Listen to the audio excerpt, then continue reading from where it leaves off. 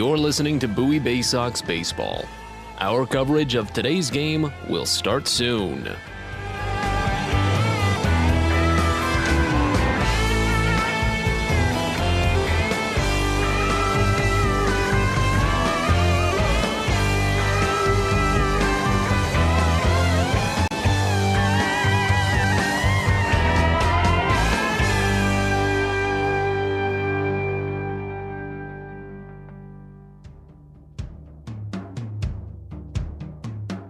You're listening to Bowie Baysox Baseball. Our coverage of today's game will start soon.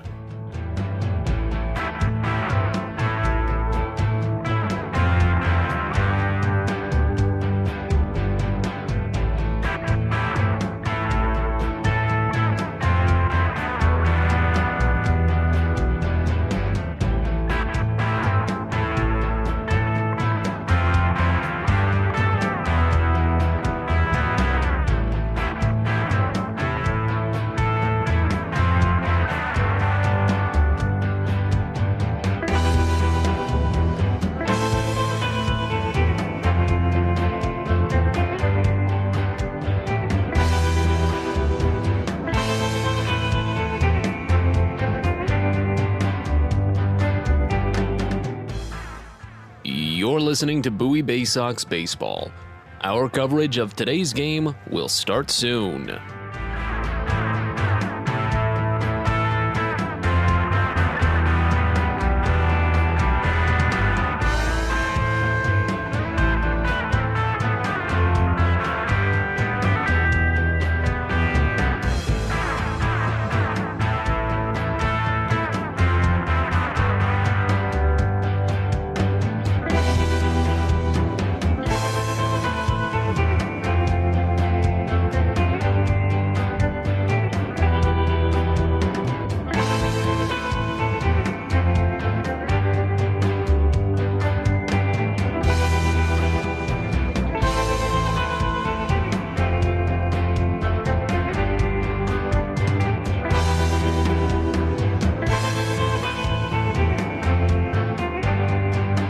You're listening to Bowie Baysox Baseball.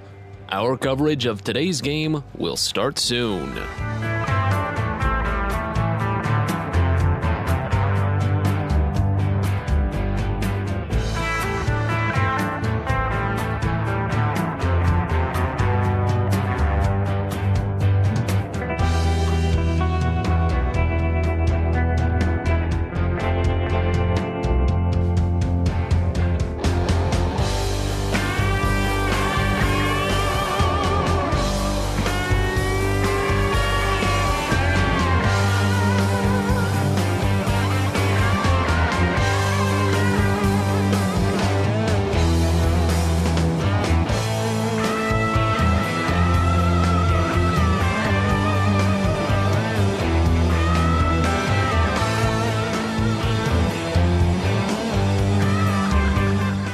You're listening to Bowie Baysox Baseball.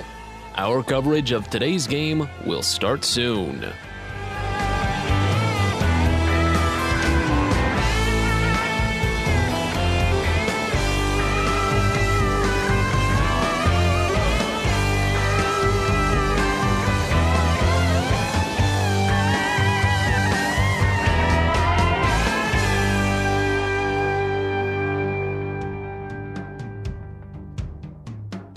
You're listening to Bowie Baysox Baseball. Our coverage of today's game will start soon.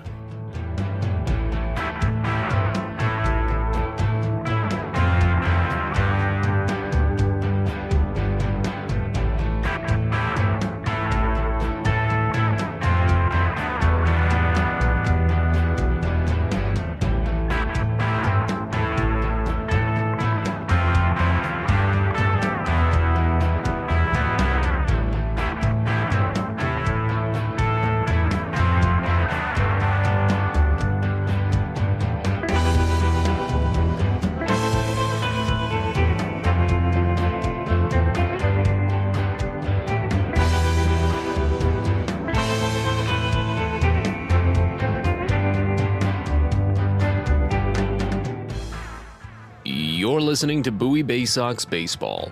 Our coverage of today's game will start soon.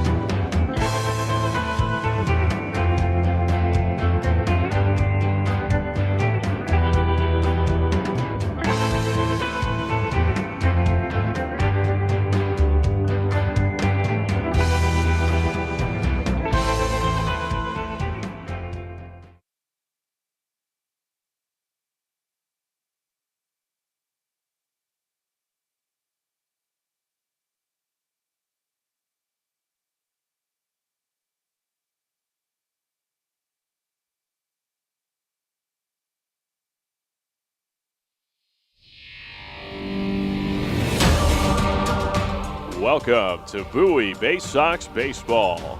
It's time now for the DCA Imaging Systems pregame show. It's the DCA Imaging Systems pregame show from FNB Field. We're getting set for the fifth game in this 7-game series between the Harrisburg Senators and your Bowie Baysox. Glad you're with us. Matt Sabatas with you from City Island here in Harrisburg, Pennsylvania.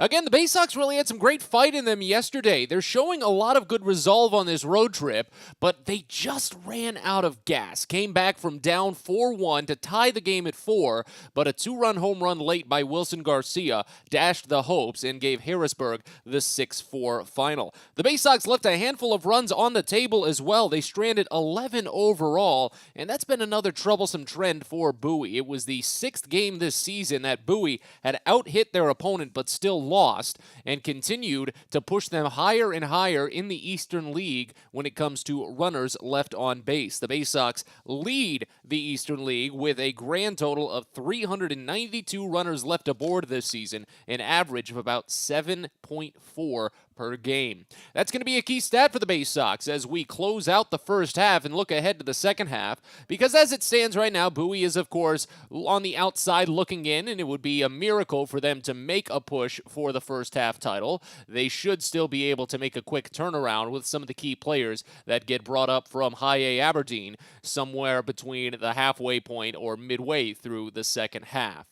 But if they can get it going today, it should be a good little momentum boost as they'll have taken 3 in this 7-game series. Still plenty of opportunities to win the series outright. Let's get you set up for this Game 5, however, now that we've got the time. Bowie comes in for game number 54 on the season, a 21-32 record this year, but a 2-game losing streak. The Baysox are 5-5 over their last 10 and 10-16 when playing on the road. Harrisburg enters game number 55 on the year, a 23-31 record this season, a 2-game winning streak for the Senators. Harrisburg, however, is 3-7 over their last 10 and only 10-17 when playing in front of the home crowds here at FNB Field. Bowie is 9.5 games out of first place at the moment, 6th overall in the 6-team Southwest Division. Next team closest to them is Harrisburg. Harrisburg is 8 games out of first place at the moment, 5th overall in the 6-team division. Next closest team to them is Altoona. The Curve are 5 games out. Harrisburg 3 games away from 4th place. Richmond leads the pack with a 31-23 mark. They're riding a 3-game winning streak, and it's given them just enough of a boost to push ahead of Akron and Erie. It was a 3-way tie for first place yesterday, but the Rubber Ducks are riding consecutive losses, and the Erie Seawolves have lost 3 consecutive games for the first time all season. Those 2 teams are tied at second with a 30-24 record each. No changes to the roster coming into today's game. Patrick Dorian, who was added yesterday, will be in the starting lineup, and we'll talk about it when we preview the starting 9. But let's preview the starting pitching matchup first and foremost ahead of today's Game 5. Antonio Velez gets the start for Bowie. Left-hander faces off against the right-hander Luis Reyes As for Harrisburg, Velez, a 1-6 mark on the season, a 6.75 ERA, 41 and a third innings of work. He struck out 44 and walked 12. In his last start against Altoona, he took the loss, and a lot of it was because of the contact he gave up. 6 hits in the loss, and 4 of them going for extra bases, including 2 triples. This ballpark, FNB Field here in Harrisburg, it's a bit of a smaller outfield compared to what Altoona works with, but it's still a big enough outfield that anything hit to the gap, even if it's cut off, can turn into an extra base hit. Harrisburg has shown that they're not going to shy away from trying to turn a single into a double if it looks like it's just hit deep enough. While they may be a little antsy at the plate, they're still running hard once they actually make the contact. So while they may be able to watch a few pitches go here and there for Antonio Velez, I think if he keeps them at least low enough, especially with that sinking fastball, don't keep it too high in the zone, then he should be able to put together a good day today. On the other side for Harrisburg, Luis Reyes will get the ball. This is just going to be his 5th appearance this season with the Senators, his 4th start. 0-2 record with a 6.14 ERA. Just 14 and 2/3 innings of work, 12 strikeouts, 5 walks, opponents hitting him for a 268 mark. And Reyes started the year in AAA, but he had some real struggles and got sent down from the Rochester Red Wings back in mid-May. And really, aside from his only relief outing, he's been fine. He hasn't had too many issues as a starter. He throws a high volume of strikes, picks up more ground balls than fly balls, while he has allowed 2 home runs already this season. Bowie may need to use those ground balls. That 10-hit special of theirs, they've collected 10 hits or more in a majority of the games on this road trip already. That might be the key to win, because I said it, Bowie left too many runs on the table yesterday. 11 runners left on overall, as the Baysox were only able to plate 4 runs. 3 of them coming off of the bat of Joey Ortiz. He had a 2 RBI single in the 3rd, and then an RBI double in the 7th. So if Bowie wants to use some of those ground balls, place him well, hit him hard enough, then that should hopefully be enough for the Baysox to tag Luis Reyes for a couple today.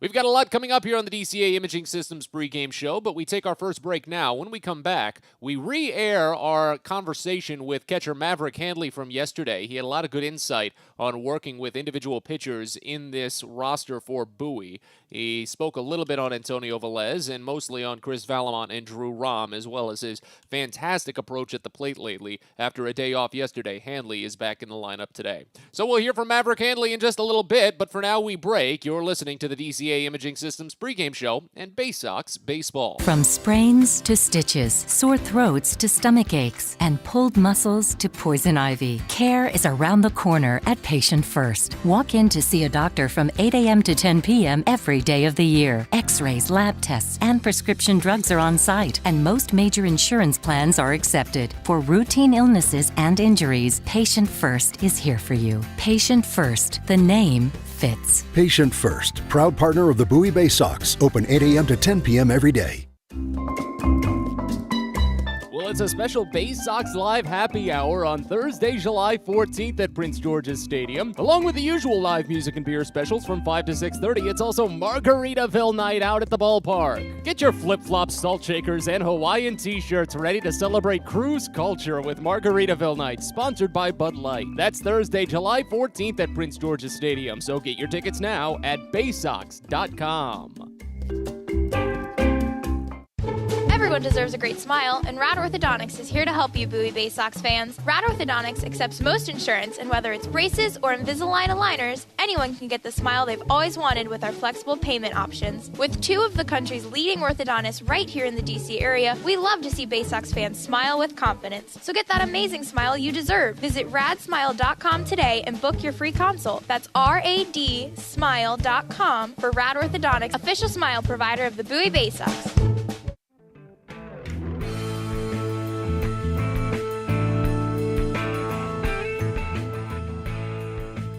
We are back in on the DCA Imaging Systems pregame show, getting set for Game 4 in this 7-game tilt between Bowie and Harrisburg. We're joined now by catcher Maverick Handley. Behind the dish last night as he picks the mayfly off of me. First off, how you been dealing with these mayflies? That's a fun little challenge. I've never seen these mayflies before. Being from the West Coast, I mean, they're insane. Yeah. They're crazy. I mean, especially when you get past sunset, the lights are the only thing on the entire river. They're everywhere. It's a giant mess. It makes sense why that's their alternate identity. But But we're here with Maverick Handley, and he was behind the dish for Chris Valamont's Orioles organizational debut yesterday. What's that like, getting to work with a guy? Obviously, you were getting familiar with him the first few days that he was here after being claimed off of waivers from the Twins. But what's that like, getting to learn a guy and how he pitches for the first time? Yeah, that's a really good question. I think I hadn't really caught any of his bullpens either, so first time seeing him was pregame.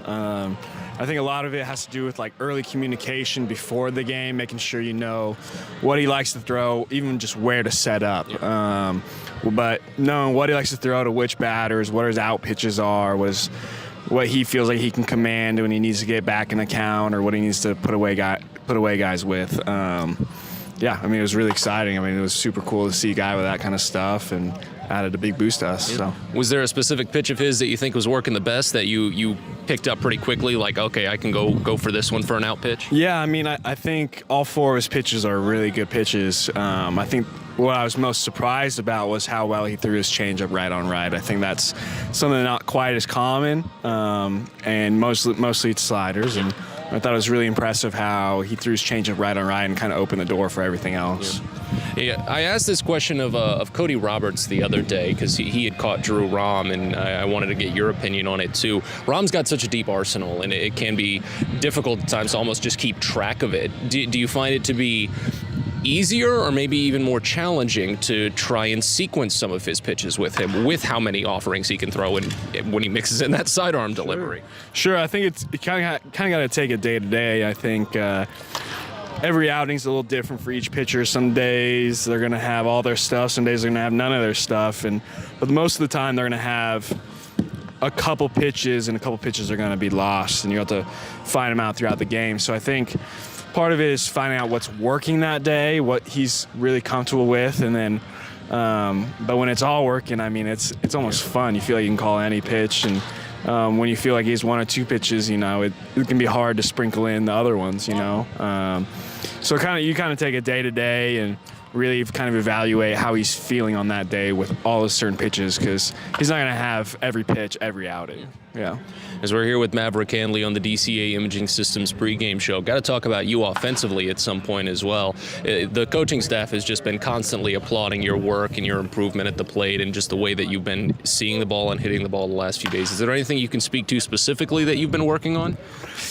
A lot of it's just been building a routine, honestly. Building a routine and sticking to it, and just buying in. And I think it's been really great to work with Becker this whole year. He's been super supportive, and having guys like our hitting coordinators, Villa and Ashy, coming into town, I think got me right too. So it's been great. I think this year has been an awesome improvement for me, and feeling confident and feeling good at the plate right now. Knock on wood, right? Yeah. Well, so far so good, and there's no reason why anything should change at this point. As we're continuing on with Maverick Handley, how do you stay fresh on these long road trips? This is obviously a very, very long stretch for the Baysox, and there was that brief moment where you had to catch, I think, 3 consecutive games or 4 consecutive games while Cody Roberts was up with the taxi squad. And what's it like right now to stay fresh? Is it just making sure that you're on your routine and keeping strong with everything?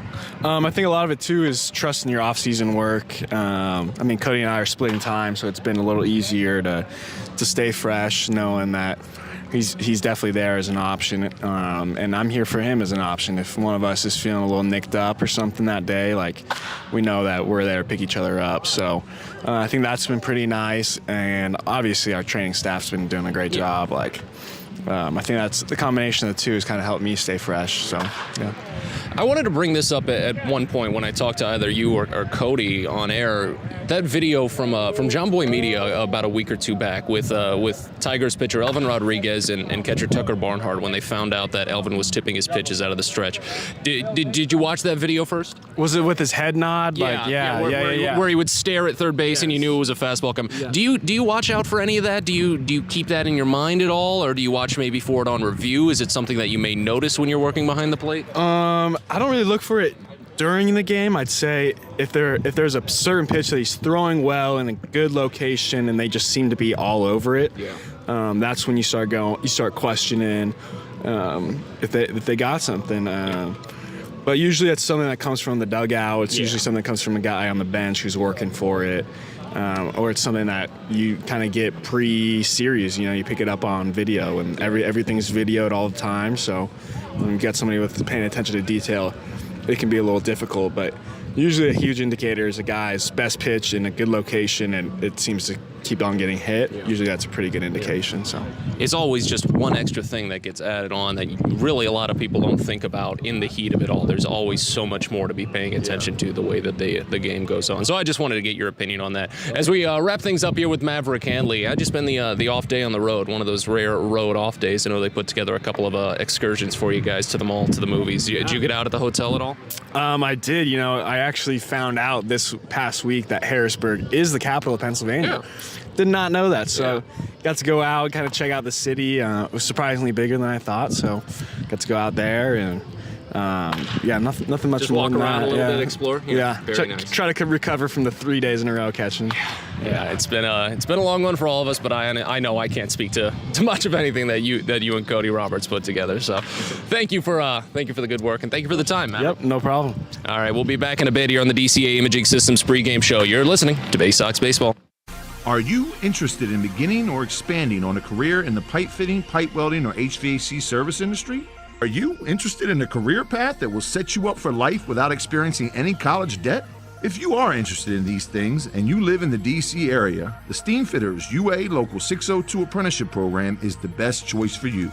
For more information about our apprenticeship program and how to apply, please visit steamfitters-602.org.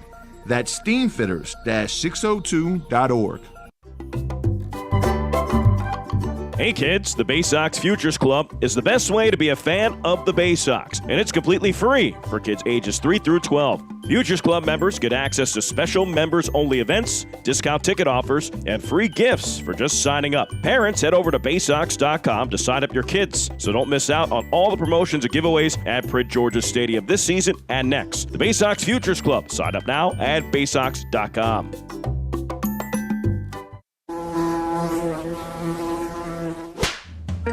Pest Now is proud to partner with the Bowie Baysox and provide their pest control services. For all your residential and commercial pest control needs, call Pest Now. For general pest control, termite control, mosquito control, and all other pest control services, call Pest Now. You can reach us at 301-231-8300 or visit us online at www.pestnow.com.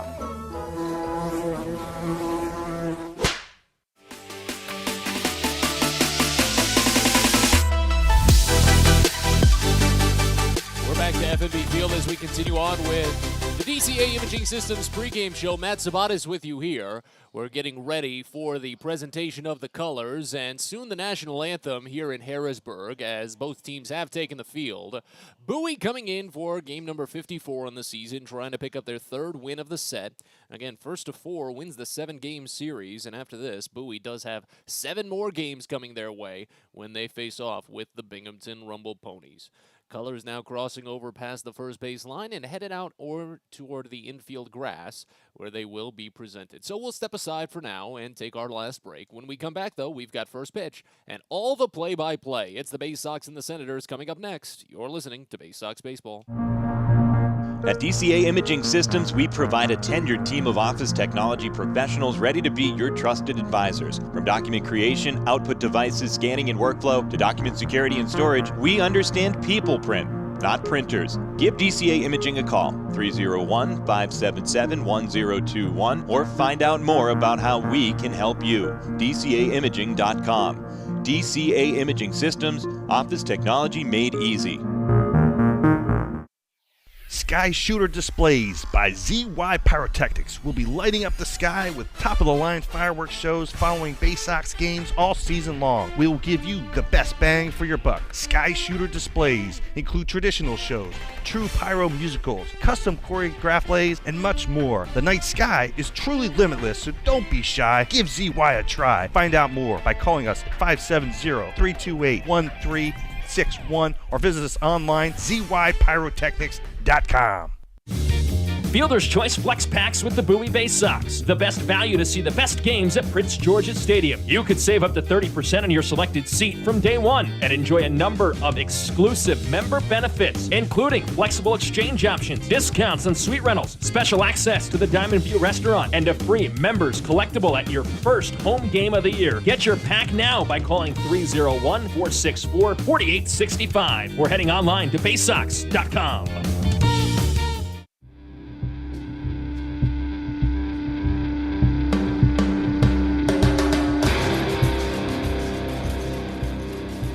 It's time for Bowie Baysox Baseball.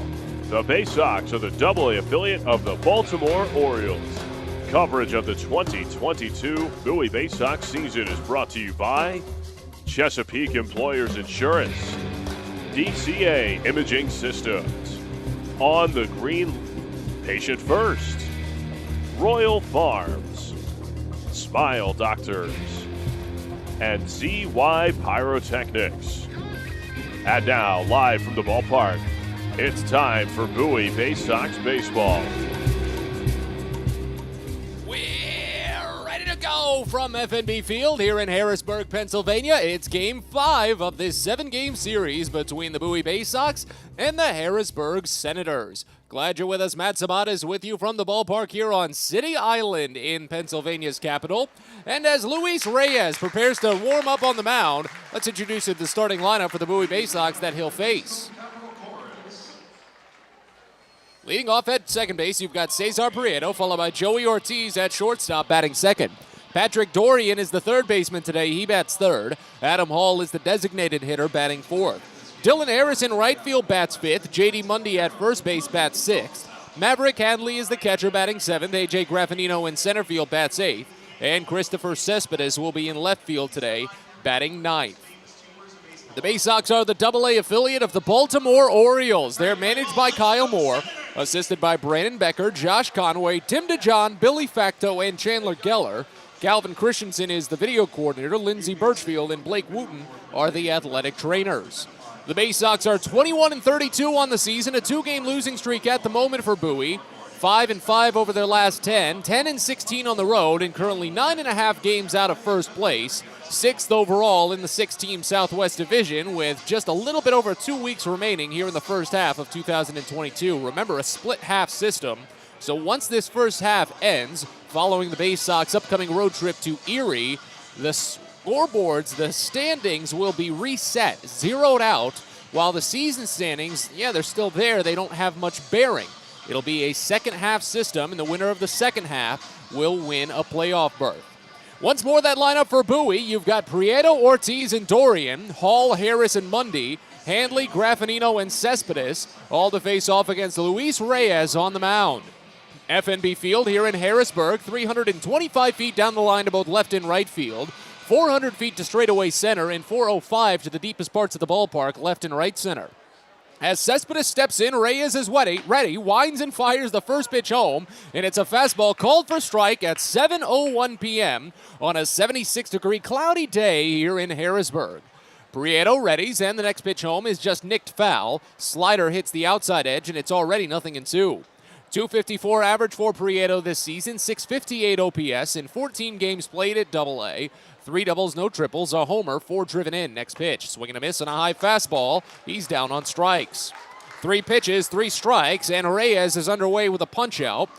Let's introduce you to the starting defense for Harrisburg now. From left to right in the outfield, you've got Jake Alou, then Jack Dunn and Justin Connell. Gilbert Lara is the third baseman, Alfredo Rodriguez at short, Jackson Flores at second base, KJ Harrison at first, and Drew Millis catches behind the plate for Luis Reyes on the mound. First pitch home to Joey Ortiz is a big swing and a miss on a breaking ball low, the changeup. Count opens up at 0-1. 217 average for Ortiz this season with a 643 OPS in 47 games, 12 doubles, a triple, 3 homers, and a line drive shot here to right field sends Connell running. He reaches down mid-stride and pulls it in at the knee. That line drive hung up just enough as it hung on the line, but Ortiz lines out to right field for the second out here in the top of the first inning. Your umpiring crew for today's game, Mitch Treziak is at first base. Kevin Manzik is calling the balls and strikes, and Edwin Jimenez is the crew chief. He's over at third base today. Now in the left-hander, Pat Dorian. First pitch to him is a fastball that misses up and away, 1-0. Dorian making his first appearance with Bowie this season after opening the year and spending 41 games with AAA Norfolk. Next pitch misses away, another fastball. Count goes to 2-0. 154 average with the Tides, a 488 OPS in those 41 games. 4 doubles, no triples, 3 homers, 14 driven in. Here's the 2-0 pitch. Fouled off, back to the screen, and the count goes to 2-1. Bases empty, 2 away here in the top of the first inning, a scoreless game. Luis Reyes for Harrisburg, a 6'2", 175-pound, 27-year-old right-hander from Sabana Grande da Planique in the Dominican. Here's the next to Dorian. Changeup misses high. Count goes to 3-1. Reyes has been with the Nationals organization for years. The 3-1. Fouled off, back to the screen. It runs the count full. He was signed as an international free agent all the way back in 2012. Coming up on nearly a decade as a Nationals farmhand. Started the year with AAA Rochester, but was brought down mid-May after struggling. The payoff to the left-hander Dorian is a called third strike on a breaking ball up and away. 3 up, 3 down, and a pair of strikeouts for Luis Reyes. We're on to the bottom of the first here at FNB Field in Harrisburg. Bowie nothing, Senators coming on up. You're listening to Baysox Baseball.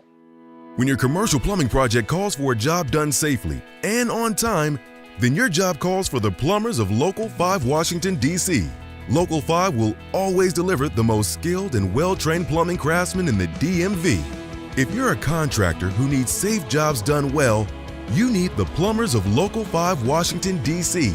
Start your partnership with them today. Visit local5plumbers.org. That's local5plumbers.org. At Luminous Health, we want you to feel your best. This summer, take the time to catch up on your annual health screenings.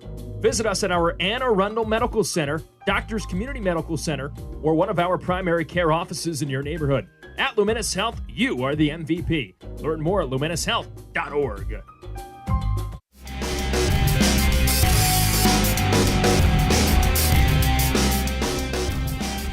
We're back to FNB Field here for the bottom of the first inning between the Bowie Baysox and the Harrisburg Senators. Matt Sabatis with you. As the Baysox came up empty in the top of the first, going down in order against Luis Reyes, Antonio Velez warms on the mound for the Baysox, and he gets ready to face off against the following Senators lineup. Leading off in center field, you've got Jack Dunn, followed by Jake Alou in left field, batting second. Wilson Garcia, the designated hitter, bats third. Alfredo Rodriguez at shortstop, fourth. Justin Connell in right field bats fifth. Drew Millis, the catcher, sixth. KJ Harrison at first base bats seventh. Gilbert Lara at third base, eighth. And Jackson Flores is the second baseman batting ninth. The Senators are the AA affiliate of the Washington Nationals. They're managed by Trip Keister, assisted by Justin Lord, Micah Franklin, Oscar Salazar, and RJ Geyer. T.D. Swinford is the athletic trainer. Harrisburg is 23-31 on the season, a 2-game winning streak, 8 games out of first place in the Southwest, 5th overall in the 6-team division. It'll be Dunn, Alou, and Garcia again in this half inning. Lefty on righty to start as Dunn digs in. First pitch home from the left-hander Velez, misses just down a changeup. Count opens up at 1-0. That full lineup for Harrisburg: Dunn, Alou, Garcia, Rodriguez, Connell, Millis, Harrison, Lara, Flores, all to face off against Antonio Velez on the mound. 1-0 pitch. Slider misses away, and the count goes to 2-0 on Dunn, who's batting .250 this season. 722 OPS in 32 games played, 4 doubles, no triples, 3 homers, 12 driven in. Here's the 2-0. Lifted foul, first base side. Count goes to 2-1. Dunn made an early note in the first inning yesterday. Battled Ryan Watson for 9 pitches, running the count full before homering to left field, tying the game up at 1 at that point. Bowie lost 6-4. 2-1, line drive foul again. Still over to the right side, and the count goes even at 2. Dunn is actually a pretty big pull candidate. But he hits it evenly against left-handers and right-handers, so maybe the numbers don't matter depending on the handedness of the pitcher. 2-2. Misses just high barely, and the count runs full once again on Dunn. This season, he's hitting .267 on full counts. Velez has opponents at a 3-for-8 mark. He's walked 8 of them on full counts this year. The payoff. Swing and a grounder, slowly pushed to short. Gobbled up by Joey Ortiz. He charges, double clutches, but gets it to first. 6-3 put out, and that's how the first inning gets started here. Defensive alignment for Bowie from left to right in the outfield. You've got Christopher Cespedes, A.J. Graffinino making a rare start in the outfield. Dylan Harris in right. Pat Dorian at third base, Joey Ortiz at short, Cesar Prieto at second, J.D. Mundy at first, and Maverick Hanley catches behind the plate for Antonio Velez on the mound. Here's the left-hander Jake Alou. First pitch home, and Alou watches a fastball called for strike on the outside edge. It's 0-1. Alou, a .267 average this season, a .786 OPS in 50 games, 15 doubles, 7 homers, 31 runs batted in. They play him a step to pull on the infield. Next pitch, breaking ball is pulled, but through the gap into right field for a base hit. First base runner for either side today, as Alou now has hits in 4 consecutive games. And the order continues on to Wilson Garcia. Antonio Velez this season has been plagued by plenty of contact. Overall, his numbers, a 1-6 record with a 6.75 ERA, 41 in a third innings of work. He has struck out 44 and walked only 12, but opponents hitting .290 against him, and he's also allowed 12 home runs. Here's the switch hitter Garcia batting as a right-hander for the first time this series. He fouls off the first offering. Count opens up at 0-1. Garcia, a .280 average. His numbers have taken a sharp jump up in this series. 772 OPS in 49 games played, 10 doubles, 8 homers, 28 runs driven in. Here's the 0-1. Right-hander fouls it off back to the screen, and the count quickly to 0-2. Well, at the very least, Velez is working ahead on a lot of these batters. Did open up with the first pitch ball to Jack Dunn, but fought back to run the count even at 2 and eventually got the ground out. Started ahead on Jake Alou, and now he's ahead 0-2 on Garcia. Next pitch. Swing and a miss. He got him. Breaking ball waved at in the dirt, and that's the first strikeout for Antonio Velez today. 2 gone in the bottom of the first. Baysox in their alternate orange uniforms, the black striped sleeve, and the black Bowie on the front side. Gray pants, black cap, orange brim. Harrisburg in their alternate red uniforms with the H logo on the left breast. White pants and a red helmet. Here's Alfredo Rodriguez. First pitch to the right-hander is nicked foul. Sinking fastball down and away, and the count opens up at 0-1. Velez is coming off of a 5-inning performance against Altoona, in which he was tagged for 6 hits and 4 runs in a losing effort. Bowie lost 5-3. Of his 6 hits, 4 of them were of the extra base variety, 2 triples, a double, and a home run.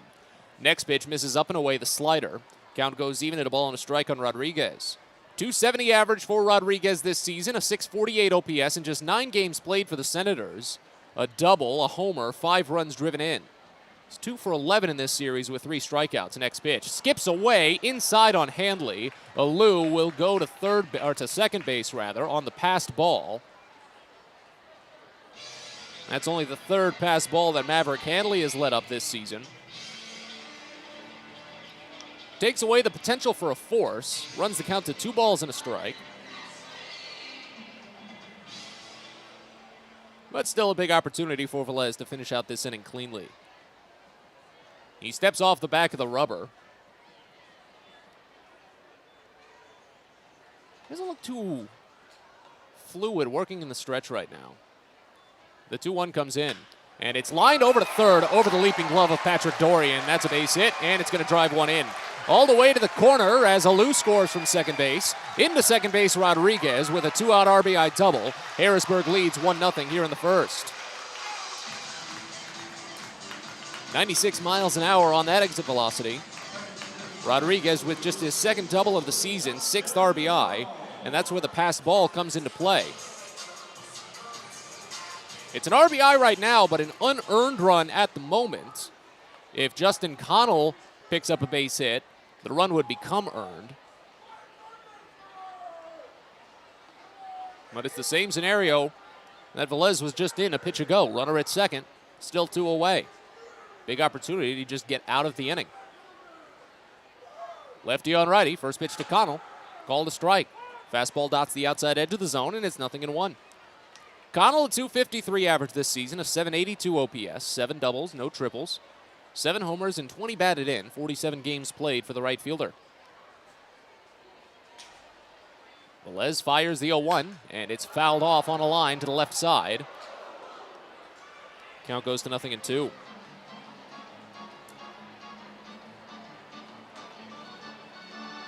Another mostly cloudy, overcast day here at FNB Field. We had a just gorgeous night last night. Very good sunset that put a nice gradient on some of the clouds out past left field, but we're probably just going to be dealing with clouds all day today. Here's the 0-2. Connell pops it foul, third base side again, and this one will get out. And lights are already on here at FNB Field with the later start time, of course. But you don't want to stretch this one out too much. Bowie had to dip into their bullpen a little bit earlier than anticipated yesterday. Even though Ryan Watson had fired 60 pitches over the first 2 innings, he still finished 4. Another 0-2 to Connell. Late swing, fouled off back behind the screen this time.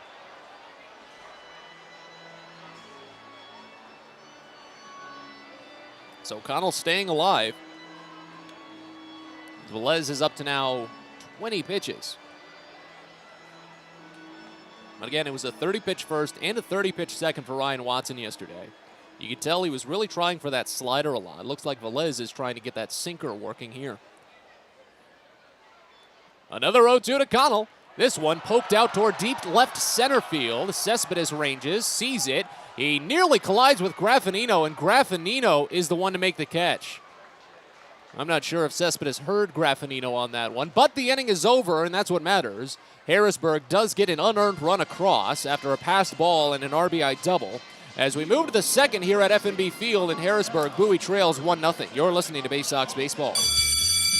Hey, Baysox fans, if you've got a teacher or educator in your life that's meant a lot to you, or if you're one yourself, then you don't want to miss out on the Baysox Educator Appreciation Week from Tuesday, June 28th to Friday, July 1st. Teachers and educators who show a school ID at the Baysox ticket office will get 2 free tickets to a game of their choice between those days, all sponsored by Educational Systems Federal Credit Union. Again, it's Educator Appreciation Week at Prince George's Stadium, Tuesday, June 28th to Friday, July 1st.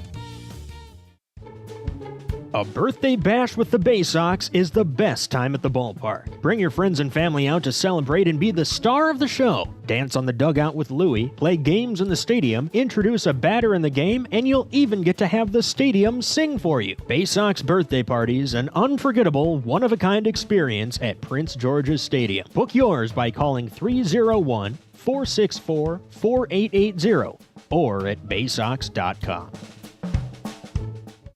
Baseball is a game of specialists. Base stealers, closers, cleanup hitters. Together, they help their team stand out from the rest. Specialists also help set Chesapeake Employers Insurance apart from other workers' compensation insurance companies. Our health services team includes orthopedic surgeons, nurse case managers, a physical therapist, and more, all to get your employee back to work, contain costs, and keep premiums down. That's teamwork. To learn more, connect with your agent or visit Chesapeake Employers at CEIWC.com.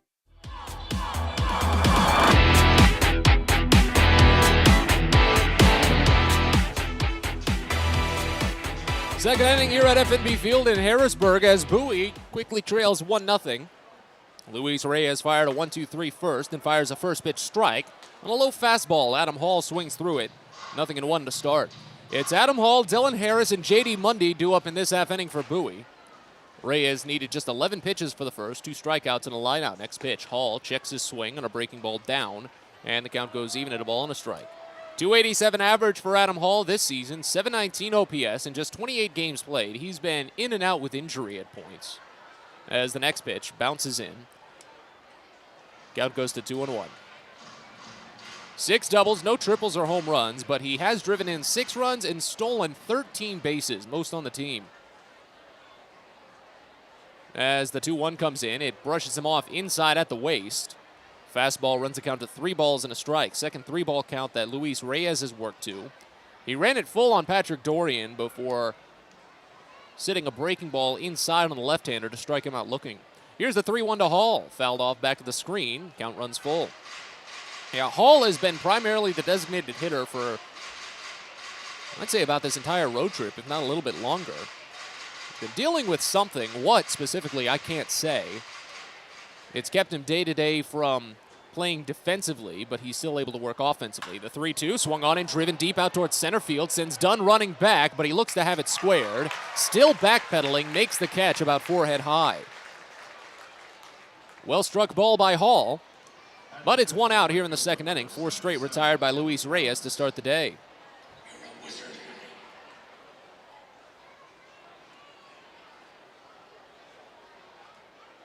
So now here's Dylan Harris. Righty on lefty. The first pitch comes in. Harris watches high fastball, and the count opens up at 1-0. 319 average for Harris this season with Bowie, a 916 OPS in 19 games played. 6 doubles, no triples, 3 homers, 9 runs driven in. Here's the next from Reyes. Ripped right side, shaded perfectly the second baseman Flores. He picks it on the edge of the outfield grass, settles himself, and then sidearms it to first for the 4-3 putout. 2 gone. So good mix of contact right now for Reyes, and I was saying that coming into this game is that he gives up plenty of ground balls, not too many fly balls. It's about a 60-40 split on the balls put in play, while he does strike out an average amount, not a mind-blowing number for a guy like him. Here's the first pitch to J.D. Mundy, fouled off. Roped over to the left side, and the count opens up at 0-1. Mundy, a 225 average with a 635 OPS in 36 games played for Bowie. 9 doubles, 2 homers, 13 runs batted in. Bases empty, 2 away here in the second as the 0-1 pitch comes in high. Count evens at a ball and a strike. Bowie trails 1-0 here in the top of the second inning. 2-out RBI double by Alfredo Rodriguez. Here's the 1-1.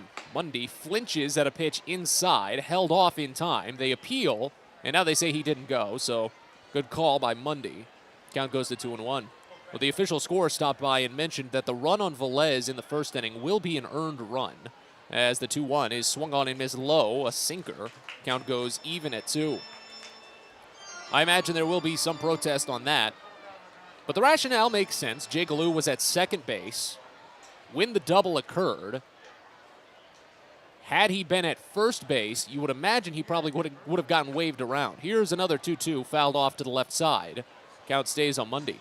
So with 2 outs, had he been at first base, with the ball hit all the way to the corner in the wall in foul territory, with big foul territory in that corner here to boot, probably would have been waved around trying to score from first. And you can't assume a play at the plate. That's a part of the rules. Next pitch to Mundy, bounces in, a changeup, count runs full.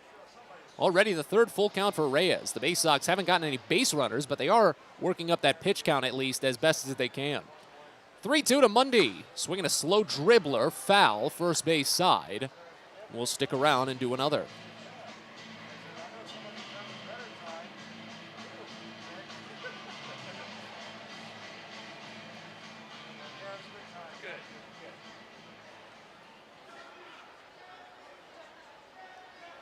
Reyes winds, fires another payoff to Mundy, and it's swung on and lifted out towards shallow left. Initially stepping in Alou, now backs up a half step and camps.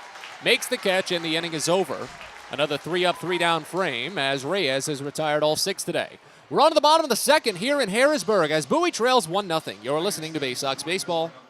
Sky Shooter Displays by ZY Pyrotechnics will be lighting up the sky with top-of-the-line fireworks shows following Baysox games all season long. We will give you the best bang for your buck. Sky Shooter Displays include traditional shows, true pyro musicals, custom choreographed plays, and much more. The night sky is truly limitless, so don't be shy. Give ZY a try. Find out more by calling us at 570-328-1361 or visit us online, zypyrotechnics.com.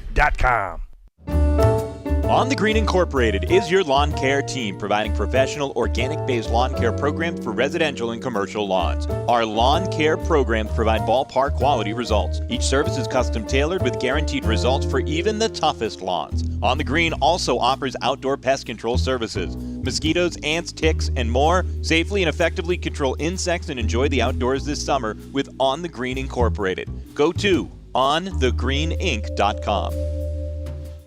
Baysox Youth Baseball Camps are back in 2022, and registration is open now. 3 sessions this summer led by Orioles Hall of Famer and former Rookie of the Year Al Bumbry, along with former Baysox outfielder Stephen Bumbry. Kids will take part in in-depth on-field instruction and go head-to-head in camp-wide games at Prince George's Stadium. All campers get a free Baysox hat and a ticket to a Baysox game of their choice. Space is limited, so head to BaysoxShop.com and reserve your spot at a Baysox Youth Baseball Camp today.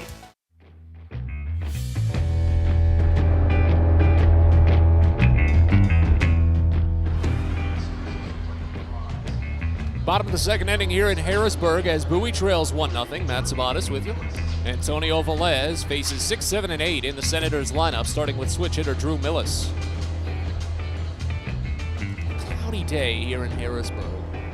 The way that this ballpark is situated on the river, you never know if the rain might pop up. First pitch home to Millis is a curveball called for strike on the inside edge. It's 0-1. Millis just a 176 average this season, a 537 OPS in 23 games played. 3 doubles, 2 homers, 8 batted in. 0-1. This one, a line drive shot out toward right field and deep. Harris backing up, squares it at the warning track, and makes the catch. That one probably gone at Prince George's Stadium when the wall pinches into about 309. But here, it's just a routine line out to right on the scorecard, and there's one gone here to start the second. Boy, it's going to feel weird getting back to Prince George's Stadium on Tuesday. The Baysox open up a 7-game series with the Binghamton Rumble Ponies. First time they'll have been home all June. Here's K.J. Harrison, first pitch, swing and a miss. Low sinker, and the count opens up at 0-1. It's a 5-pitch mix for Velez. 4-seam fastball, that sinking 2-seamer, the curve, the slide, and the change. He fires the 0-1, and it's swung on and missed again. Went with the curve that time, and the count goes to 0-2. Harrison, a 2.05 average, 626 OPS in 39 games played. Velez steps off and recycles the signs. 4 homers, 19 runs driven in. Here's the 0-2, just pieced foul. Went with the curveball again, and Harrison barely held on for a piece.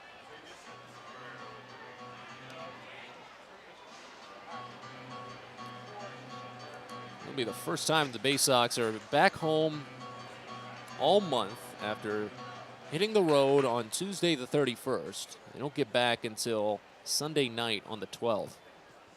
Here's the 0-2. Misses just inside. That one looked about as perfectly placed as you could have gotten for a called strike, and Velez just didn't get it. Feel like that slider should have been given to him. Count goes to a ball and 2 strikes. I mean, it had a lot of the plate. Here's the next. Harrison lines it into center field. Graffinino moves to his left, stops, backs up a half step, and makes the catch. Well, off bat, I was a little concerned. I felt that Velez might have just gotten robbed of a punch out, or at least a quick out, if that had fallen in for a base hit. But fortunately, Harrison hit it right where Graffinino was. He didn't learn. You got to hit it where they ain't. That's the rule, right? Yeah, I think that's the rule. Here's Gilbert Lara, first pitch. This one lined into center field again. Graffinino a couple of steps to his left, a half step back. Carbon copy of the last one, and it's a 3-up, 3-down inning for Antonio Velez on just 8 pitches. We're on to the third here at FNB Field in Harrisburg. Bowie trails 1-0. You're listening to Baysox Baseball. At DCA Imaging Systems, we provide a tenured team of office technology professionals ready to be your trusted advisors. From document creation, output devices, scanning and workflow, to document security and storage, we understand people print, not printers. Give DCA Imaging a call, 301-577-1021, or find out more about how we can help you. DCAimaging.com. DCA Imaging Systems, office technology made easy.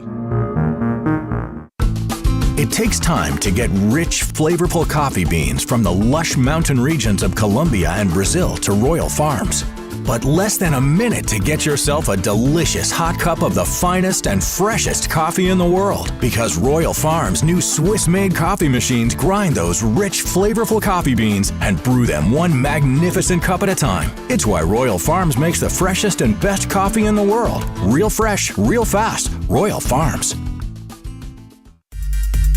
Get your gear and memorabilia from your favorite Baysox players and future stars of the Baltimore Orioles at the Tackle Box Team Store. Jerseys, hats, autographed bats and balls, all at great prices. Located right at the main gate at Prince George's Stadium and online at BaysoxShop.com, the Tackle Box is the only place to get the best Baysox gear for you and your favorite fan. It's the Tackle Box at Prince George's Stadium and at BaysoxShop.com.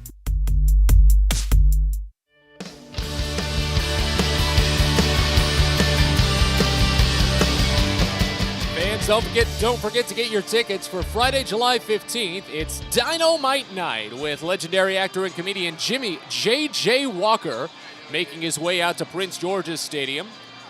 Not only will he be stopping by, we'll also have a free bucket hat giveaway.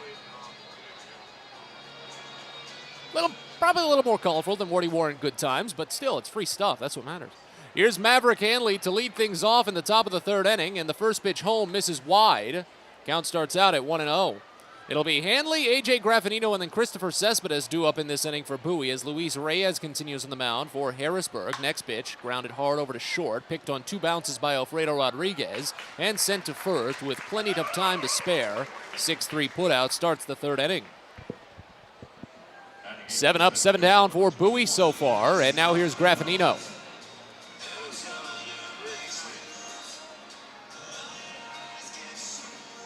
.190 average for Bowie this year, .417 OPS in just 8 games. First pitch home from Reyes. Misses in. Slider runs the count to 1-0.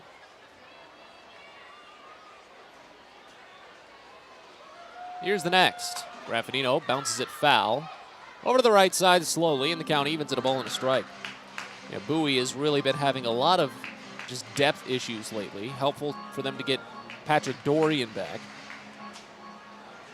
as well as Greg Cullen, Graffinino as well. Now Dylan Harris too. The 1-1. This one ripped right side base hit. Past the outstretched arm of KJ Harrison at first base. Graffinino is aboard with a single. Breaks up a 2-game hitless streak for the center fielder. And is the first base runner for Bowie today after starting 7 in a row sent down. And now here's Christopher Cespedes. Yeah, I was mentioning it back in the second inning. Adam Hall's been dealing with something that's limited his ability to work defensively. He's been able to still contribute offensively.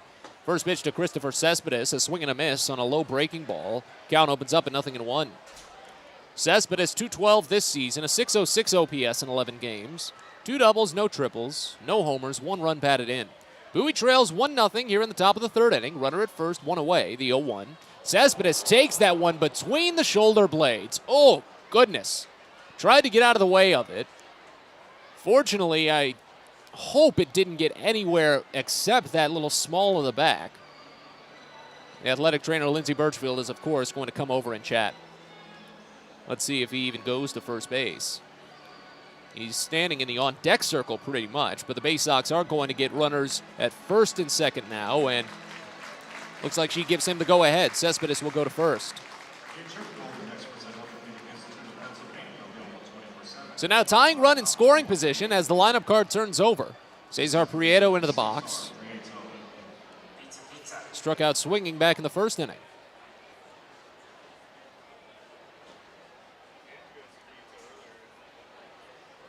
Reyes comes set. Fires the first, and it's checked on. Misses up and away a fastball. Count opens up at 1-0. First pitch Prieto saw outside of the zone. He looked at 2 strikes and swung at a third in the first inning.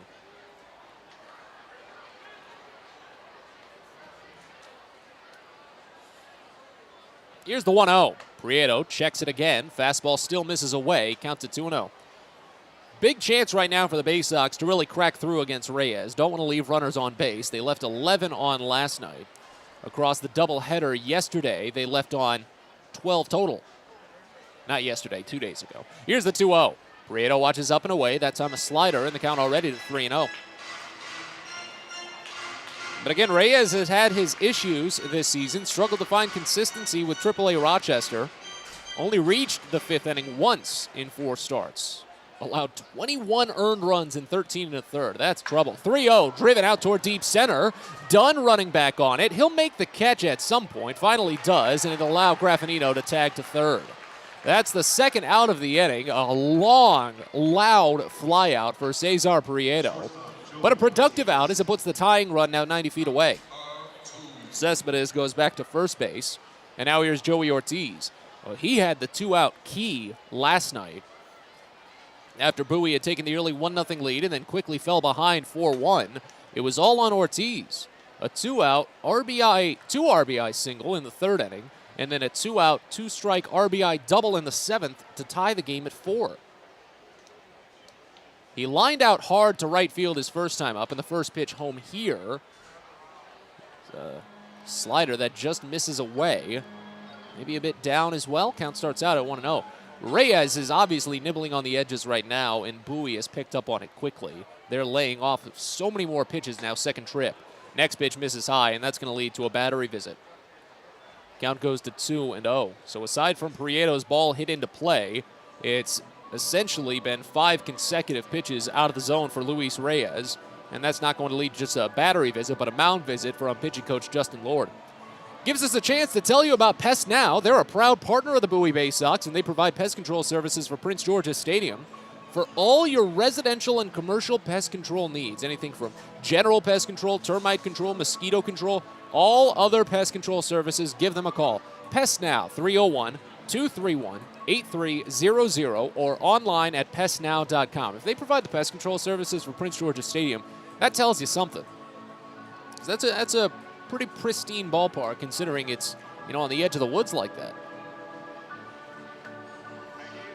Mound visit over. Ortiz waiting to get back in the box as Reyes foots the rubber first base side.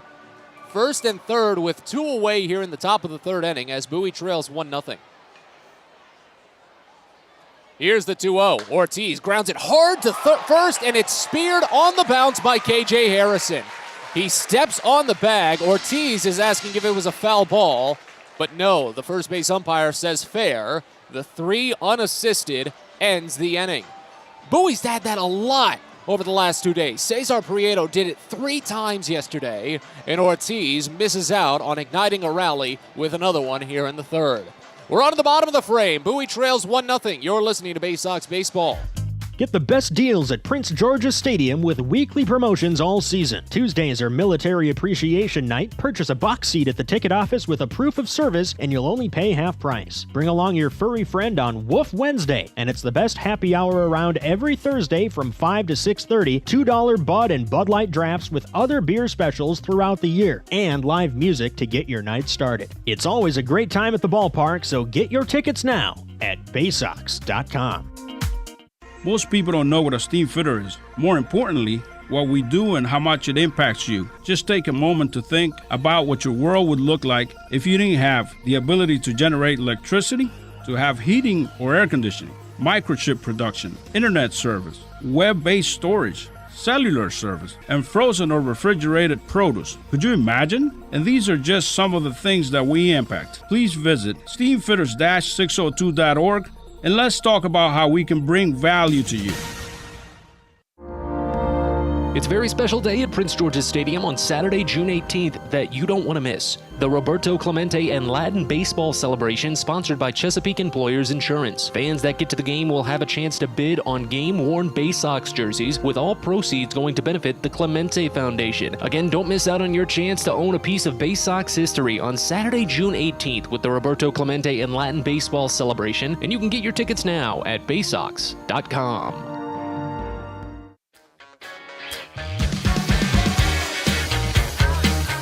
Bottom of the third inning here in Harrisburg as Bowie trails 1-0. Antonio Velez already back to work, and he fires the first pitch home to Jackson Flores.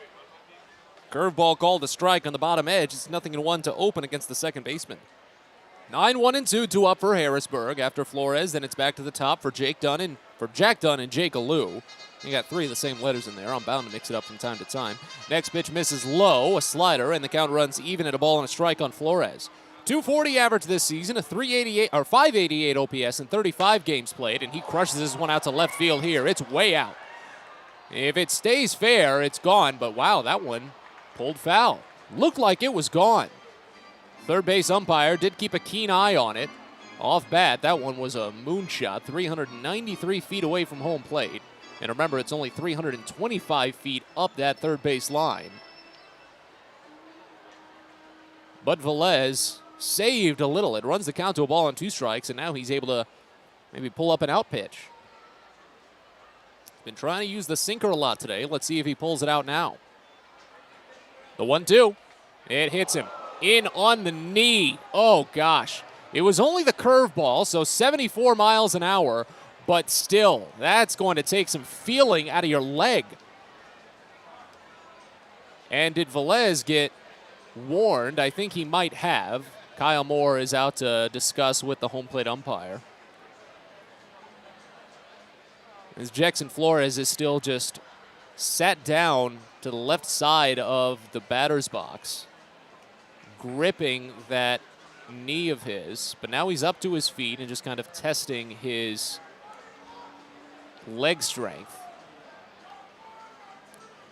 It hit on that spot, not necessarily near the... Is there even a funny bone in your knee? I know there's one in your elbow, but I assume if you hit it hard enough, it is going to shock the system a little and really just send you numb for a little bit. So T.D. Swinford is going to come out. He's the trainer for Harrisburg. And just see how Flores is going to do getting up the line, but he's really having a tough time even just walking. Now finally getting out of the batter's circle. Manager Trip Keister is going to come down from third base as well and just walk him up the line, see if he can regain that feeling in his leg before he gets to the bag. And it looks like he's getting there. Probably just needs to walk it off a little bit more. I imagine it's a similar feeling, obviously a lot more intense considering you took a 74-mile-an-hour baseball off of your knee.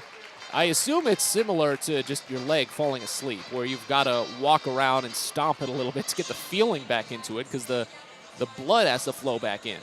Again, it just shocked his system. So leadoff batter is aboard. Flores will stay in the game. They don't replace him for a pinch runner as it goes back to the top of the lineup and Jack Dunn. First pitch home to Dunn. Misses just wide, a breaking ball, the curve. Count starts out at 1-0. Dunn ran the count full in the first inning before grounding out to shortstop. That'd be helpful here.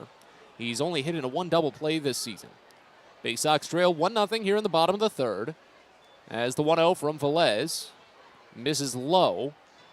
The sinker runs the count to 2-0. But we had a big chance to maybe rally in the third inning after a 1-out single and a hit by pitch of their own. They put runners to first and third with 2 outs, but couldn't bring them home. Next pitch, Dunn watches curveball miss low, and the count goes to 3-0. I know there's a lot of talk about the unwritten rules, things like retaliation and the like, especially when it comes to hit by pitches. But I usually try not to tread into those kinds of waters. The 3-0. Sinker hit the bottom edge of the zone, and the count goes to 3-1. I'm never the one to speculate on whether a hit by pitch is intentional or not. So I really can't make a comment because I'm not that good at picking up on those cues. Got to be honest. Here's the 3-1. That's a strike. Hit him with a slider upper outside corner, so the count fills on Dunn for the second consecutive plate appearance. Only 2 full counts that Velez has worked to today. I say go for the sinker here, bottom of the zone. Try and turn that twin kill. Here's the payoff. Fouled off back to the screen. Went with the slider away. So Dunn sticks around for another. It was an 8-pitch second inning for Antonio Velez. That's the Velez that we see glimpses of. And is always so impressive. Pickoff throw back to first, no tag. And I'm reminded of the one time he brought it out for the length of a game. It's back in late April against Akron. He tossed 5 2/3. Did give up 5 runs, but only used 38 pitches through those first 5 innings. Here's a line drive foul, first base side. That one's hits off the party tent over past the right field corner. Count stays full on Dunn. But that's not even an exaggeration. 38 pitches in 5 innings for Velez. He did allow, I think, 2 runs after a quick base hit and a home run. And then he tried for the 6th inning and got roughed up. Here's the 3-2. Misses high for ball 4.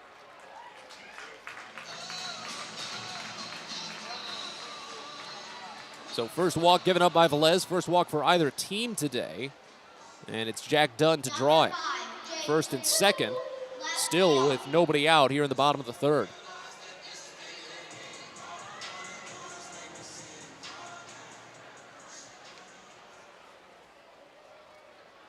Here's Jake Alou.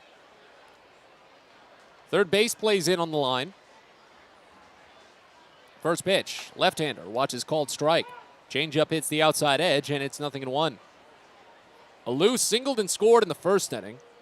Advanced the 2nd on the passed ball by Maverick Handley and scored on the RBI double by Alfredo Rodriguez.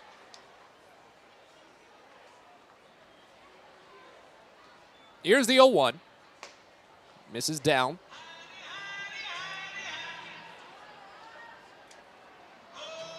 Evens the count up.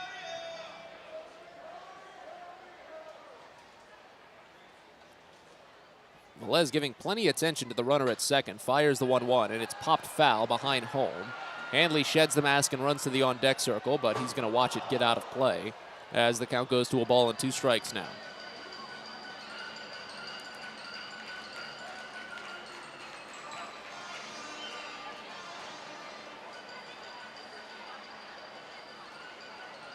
And manager Trip Keister is down. Yeah, it looks like we're getting a pinch runner. Yeah, Jackson Flores, he can't keep going right now. He's feeling it, and he's asked to be taken out of this game. So Jackson Clough is going to come in. I mean, hey, that is a trooper, Jackson Flores. You've got to feel for the guy, wanting to make sure that he doesn't get, too put out after nearly, honestly, hitting a home run and then taking that one on the knee. But he's going to be done for today. Hopefully he's okay. Just needs to get a little bit more movement in that leg and less of a serious situation. The 1-2 is swung on and missed for strike 3. Fed a changeup down. Velez works his 2nd strikeout of the day. Still just the 1st out, though, here in the 3rd inning. And so Clough will take over. See if it's a straight switch or not. Clough is one of the infielders on this roster. And he is one of the speedier players on the bench for Harrisburg today. He's attempted 7 steals, but he's been caught 3 times. Here's Wilson Garcia. First pitch to the switch hitter batting right. He is lifted foul behind the plate. 0-1 to start. Garcia struck out on 3 pitches in the 1st inning. Hasn't had much time as a right-hander in this series. His numbers are actually pretty even, regardless of which side of the plate he's on. Only a difference of 2 points. Here's the 0-1. Late swing, and he bounces it foul in front of home over toward the Baysox dugout. Count already to 0-2.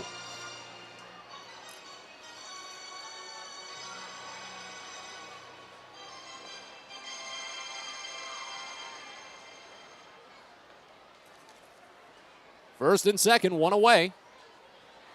0-2 pitch to Garcia. Swing and a miss for strike 3. Ball in the dirt, but with first base occupied, Garcia can't go anywhere. Back-to-back strikeouts for Velez. He's got 3 on the day, including 2 against Garcia. Big rebound set of plate appearances there for Antonio Velez. Now he has to tangle with Alfredo Rodriguez, though, who laced the RBI double in the 1st inning.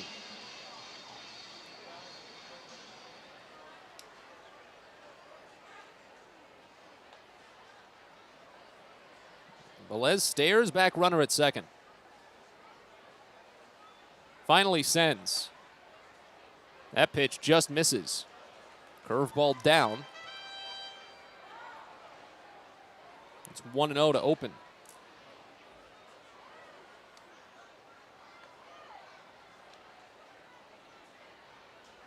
.48 pitches already for Velez as the next offering misses high. Slider runs it to 2-0. You can tell Velez is really working hard to try and blend some of these just philosophies that he has to go through in a new organization after being traded over from Miami at the start of this year. As the 2-0 comes in, and it's driven high and deep out toward left center field. Cespedes backing up, still backing to the wall. He leaps, but it's off the wall, and he crashes down. This is going to score one. Rounding third is done. He scores the second. A 2 RBI double by Alfredo Rodriguez continues to torment the Baysox. They trail 3-0.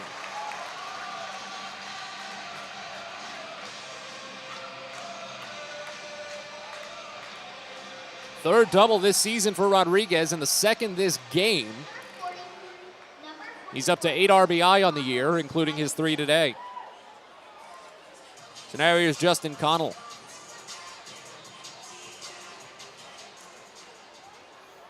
And that's where those runs on the table still hurt Bowie from back in the top of the third. Got 2 aboard with only 1 out, pushed a run to third, but couldn't bring anyone home.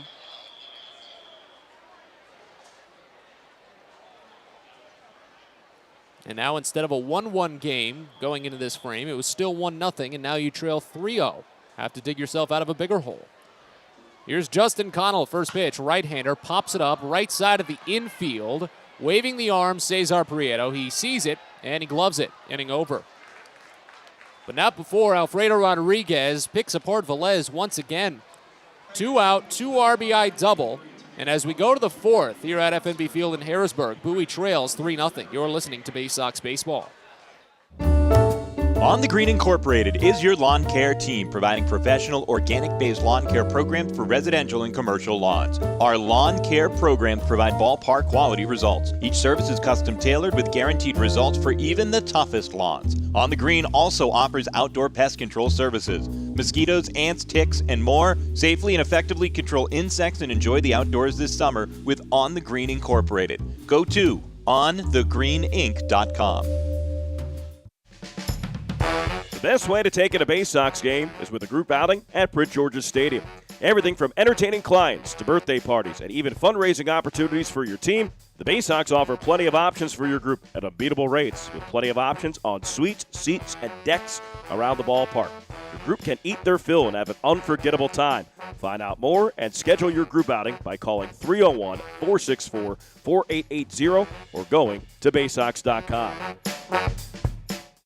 Baseball is a game of specialists. Base stealers, closers, cleanup hitters. Together, they help their team stand out from the rest. Specialists also help set Chesapeake Employers Insurance apart from other workers' compensation insurance companies. Our health services team includes orthopedic surgeons, nurse case managers, a physical therapist, and more, all to get your employee back to work, contain costs, and keep premiums down. That's teamwork. To learn more, connect with your agent or visit Chesapeake Employers at CEIWC.com.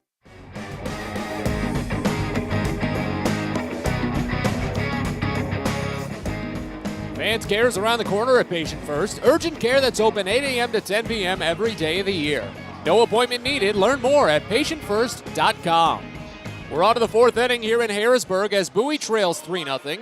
Senators do have a defensive change to note. Jackson Clough is still in the game. He came in as a pinch runner in the third inning after Jackson Flores was hit by a pitch on the knee. It's a straight switch. First pitch to Patrick Dorian here in the fourth is lofted out toward left field shallow. Jake Alou runs in and makes the catch up against his shoulder. 1 up, 1 down, and now on to Adam Hall. And so it's a straight switch. Clough is at second base. That's the only change. Reyes back to work on the mound. He's only struck out 2 batters, and they both came in the first inning. When I said it, he's a more contact specialist. A lot of ground balls, strikeout numbers. Just kind of a 1-per-1 deal. As he fires the first pitch home to Hall, but it misses low on a fastball. Count opens up at 1-0. Hall flew out to center field his first time up. As the next pitch comes in, and it's grounded foul, third base side. Count evens at a ball and a strike.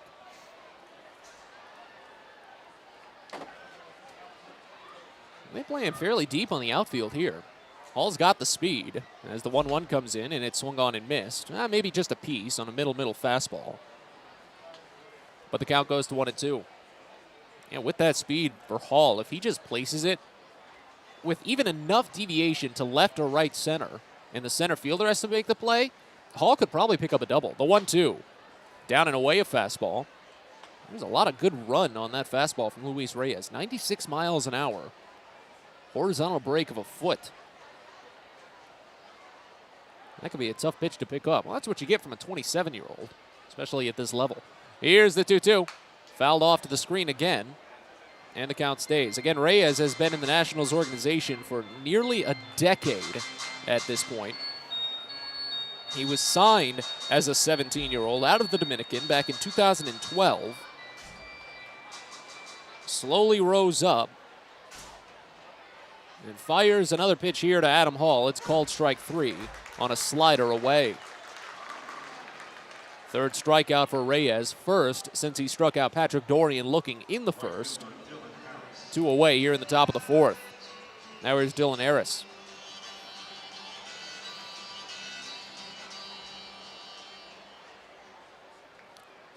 And Reyes had his first taste of double-A ball all the way back in 2018.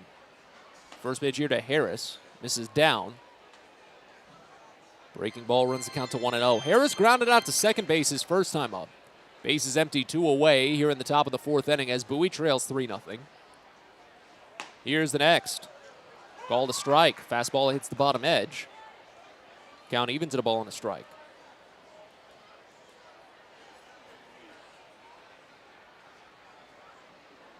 Here's the 1-2. Harris watches it bounce in as the count evens. Now, this is one of the big inequalities, or rather the count goes to 2-1, my mistake. This is one of the big inequalities that Bowie has had to face a lot this season, and it has affected their play. The age gaps, 2-1. Slider misses away, and the count goes to 3-1. Harris checked his swing, and they appeal, but he didn't go around. That's the right call. Harrisburg has one of the oldest teams in the league. Pitching staff has an average age of 25.4. For comparison, the Baysox at just 24.1. Here's the 3-1. Harris watches away for ball 4. First walk given up by Luis Reyes today, just the 6th overall this season. Only the 8th drawn by Dylan Harris in 19 games for Bowie. Yeah, the Baysox have a younger than average team on both hitting and pitching. Average batting age, so the average age of a position player, just about 23.5. Harrisburg has the oldest team in terms of position players. First pitch to J.D. Mundy is swung on and missed. Too far ahead of a breaking ball to slider. Count opens up at 0-1. Harrisburg's average position player is 25.7 years old. It's over 2 years older. That's a big difference at this level. The 0-1 fouled off. Bounced over to the left side, and the count to 0-2. And that can explain a lot of where some of Bowie's troubles may be lying. To have such a young pitching staff, maybe go up against such an old set of batters. That's partly why Bowie struggled so much in the Reading series. Reading has a very old and experienced team in their right.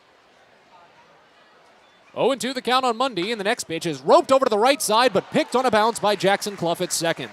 He tosses it easily from the outfield grass to first.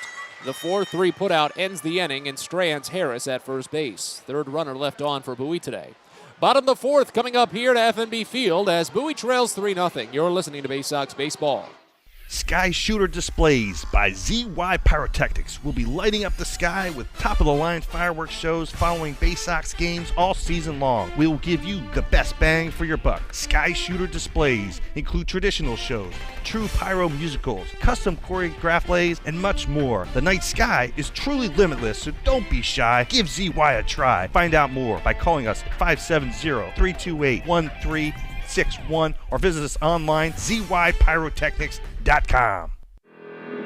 Well, it's the most special day of the year at Prince George's Stadium, and it comes your way Friday, July 29th. It's the 23rd Navy Night, presented by Navy Federal Credit Union. Join the United States Naval Academy class of 2026 and take in the Baysox as they face off against the Altoona Curve. It all comes your way on Friday, July 29th, and first pitch is scheduled for 7:05 with some fantastic post-game fireworks. The 23rd Annual Navy Night at Prince George's Stadium. So get your tickets now at Baysox.com.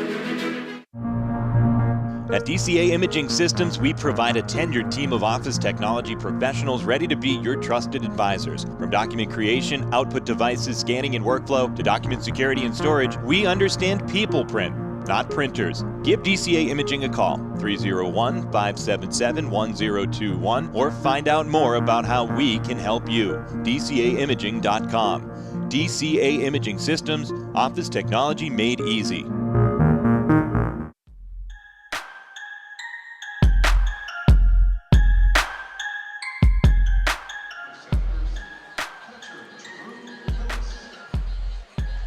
Bottom of the fourth inning here in Harrisburg as the sun starts to peek out just ahead of its eventual set.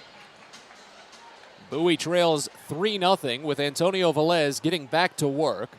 Faces off against 6, 7, and 8 in the Senators lineup, starting with Drew Millis. First pitch, Millis swings through a fastball low, and the count opens up at 0-1. Well, Harrisburg has Alfredo Rodriguez to thank for the day so far. A pair of run-scoring doubles, an RBI knock in the first, 2 RBIs in the third. Here's the 0-1. Breaking ball, bounced slowly to short. Moving to his right and picking it up quickly, Joey Ortiz sends it to first for the out. 6-3, and Velez is back to work.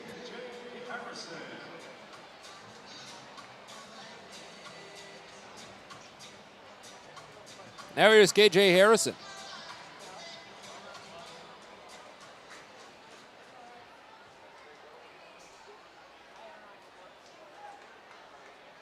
First pitch, roped out toward right center field. This one will split the gap and touchdown, roll all the way to the wall. Could go for 3.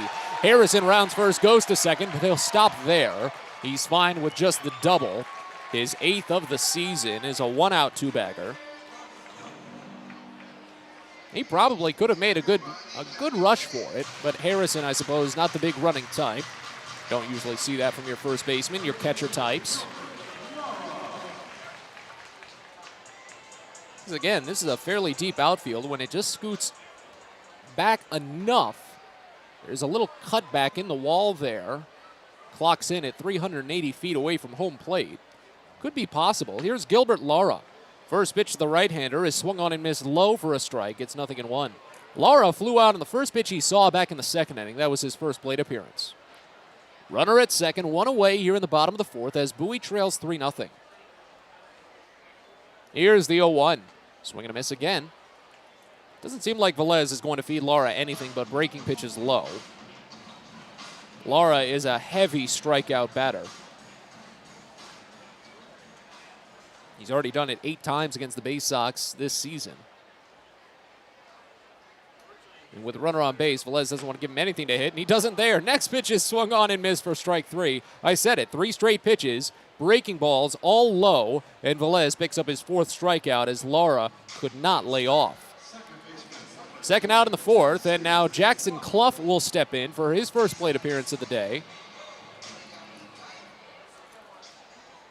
So the right-hander, Jackson Flores, lifted after taking that pitch on the knee, made it to second base, but just couldn't go any further. He realized he didn't have the feeling. First pitch home to Clough is called a strike on a breaking ball away. Looked to be the slider there from Velez, and the count opens up at 0-1. Clough on the season, just a 164 average, but 2 homers and 8 runs driven in. He's got some speed, too. Runner at second, 2 outs. The 0-1 pitch is lined foul, first base side. Count quickly to 0-2. And we've had some overcast skies all day, but the sun has poked out slightly, and it's stretched a few of the shadows from the infielders out across the left side into left field, but most of the infield still covered in shade from the actual stands around us. The 0-2 from Velez. Oh, just missed down and away the changeup. Runs the count to a ball and 2 strikes. Clough was in yesterday's game, drew a pair of walks, but also struck out twice. He's 3 for 16 overall against Bowie this year. 1-2 pitch from Velez. Fouled off left side. Looked like he went with the sinker there, and the count holds at a ball and 2 strikes. 2 more games on this road trip. It's been so long since Bowie saw their home ballpark. You live out of hotels when you're in the minor leagues, but that saying rings true more now than ever. Another 1-2 is fouled off left side. I'm just seeing now over in left center field when Christopher Cespedes crashed against the wall on Alfredo Rodriguez's double. I think he dislodged one of their advertisements. There's a sign that's drooped over, covering itself after one of its zip ties must have broken. Here's another 1-2. Misses high, back pick to second, and it's kicked off of the runner, but fortunately Joey Ortiz sprints over to keep it from getting too far into the outfield. Oh my goodness, I've never seen that.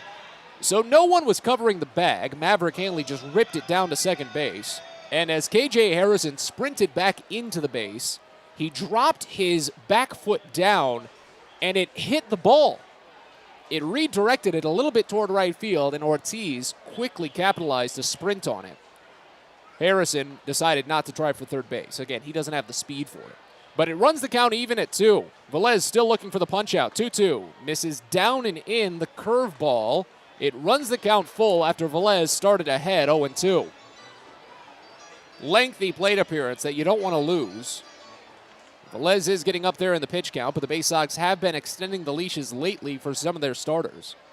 Here's the payoff. Late swing, popped up right side. This one getting out as Mundy ranges on it, but he'll watch it over the fence. 9th pitch of the plate appearance incoming.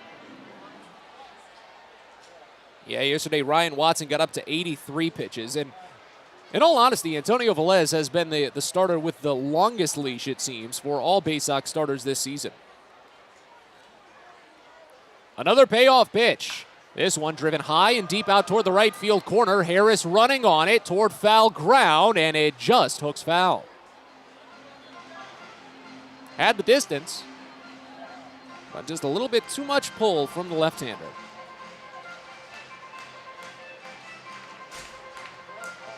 Time to do it again. Number 10 incoming. Velez has been nibbling at the zone throughout this entire plate appearance. I don't think he wants to feed him really anything to hit. He steps off the back of the rubber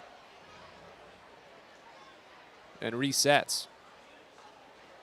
Runner at second, 2 away in the bottom of the 4th. Bowie trails 3-0. Another 3-2. In there, strike 3. Got him with a changeup middle. Clough didn't see it coming.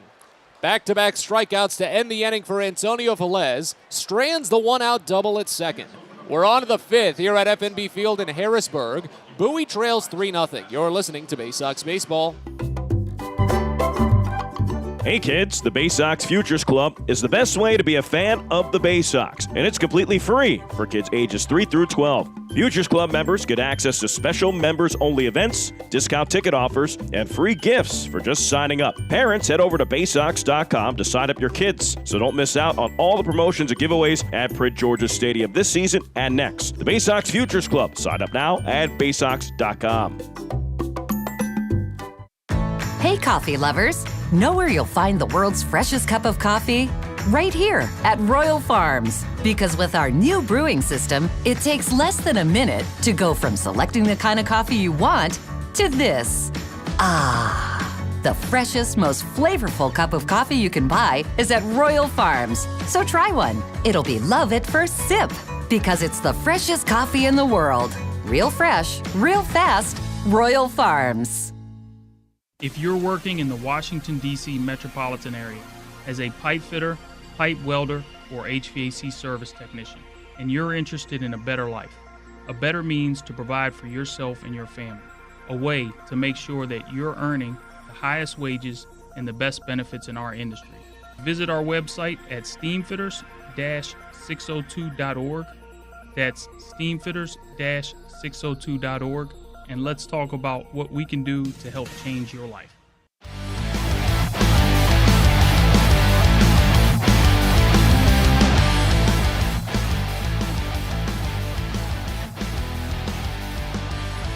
Well, glad you're with us here at FNB Field in Harrisburg. Matt Sabatis along with you as the Baysox trail 3-0 here as we move to the 5th.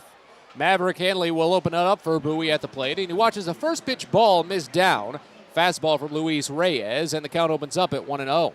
It'll be Handley, then A.J. Graffinino and Christopher Cespedes due up in this half inning for Bowie as the next pitch. Slider misses inside, runs the count to 2-0.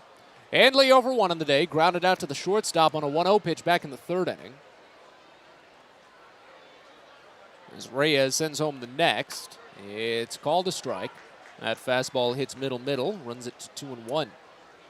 Handley's been on such a good run lately. Hasn't had too much time behind the dish or even at the plate, really, here in the month of June. The next one is grounded into the mitt of the pitcher off of 1 bounce. Boy, Bowie can't buy a hit. Only 87 off the bat, but when you're 60 feet away, really seems like that one should sneak through, but it just found its way right into Reyes' glove. 1-3 put out. And that's how the 5th inning starts for Bowie.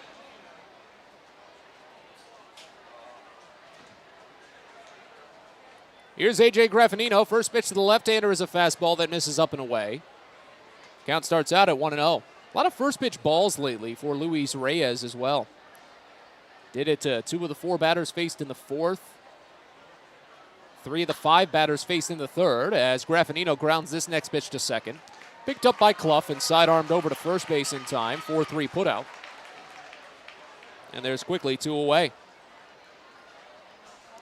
I said it, those ground balls for Luis Reyes, they seem to work. It's the 5th ground out he's picked up today. Does have 5 flyouts. As Christopher Cespedes steps in and watches the first pitch strike on a fastball right down the pipe. Base is empty, 2 away here in the top of the 5th as Bowie trails 3-0, 0-1 pitch. Called a strike again on a low fastball this time to Cespedes. It's 0-2. Well, Cespedes took one square between the shoulder blades back in the 3rd inning. Put runners to first and second with only 1 out, but Bowie couldn't do anything with it. Next pitch, wave and a piece. Cespedes went after a breaking ball right down the middle. Just mistimed it a little.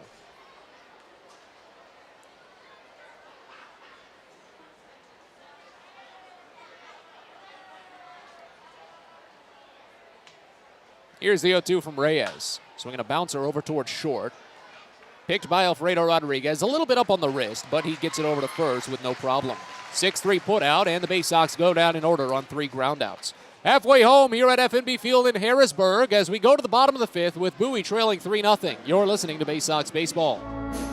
Well, it's a busy day at Prince George's Stadium on Sunday, July 17th. Princesses and Pirates Day at the ballpark. Don your shiniest crown, wear your fanciest slippers or your peg leg and your eye patch as Prince George's Stadium transforms into a fun fairy tale castle and a swashbuckling ballpark. It's also Louie's birthday bash. Many of Louie's mascot friends will be on hand to celebrate what should be just a fantastic day at Prince George's Stadium. That's Sunday, July 17th, so get your tickets now at baysox.com. Fielder's Choice Flex Packs with the Bowie Baysox. The best value to see the best games at Prince George's Stadium. You could save up to 30% on your selected seat from day one and enjoy a number of exclusive member benefits, including flexible exchange options, discounts on suite rentals, special access to the Diamond View restaurant, and a free members collectible at your first home game of the year. Get your pack now by calling 301-464-4865 or heading online to baysox.com. Baseball is a game of specialists. Base stealers, closers, cleanup hitters. Together, they help their team stand out from the rest. Specialists also help set Chesapeake Employers Insurance apart from other workers' compensation insurance companies. Our health services team includes orthopedic surgeons, nurse case managers, a physical therapist, and more, all to get your employee back to work, contain costs, and keep premiums down. That's teamwork. To learn more, connect with your agent or visit Chesapeake Employers at CEIWC.com.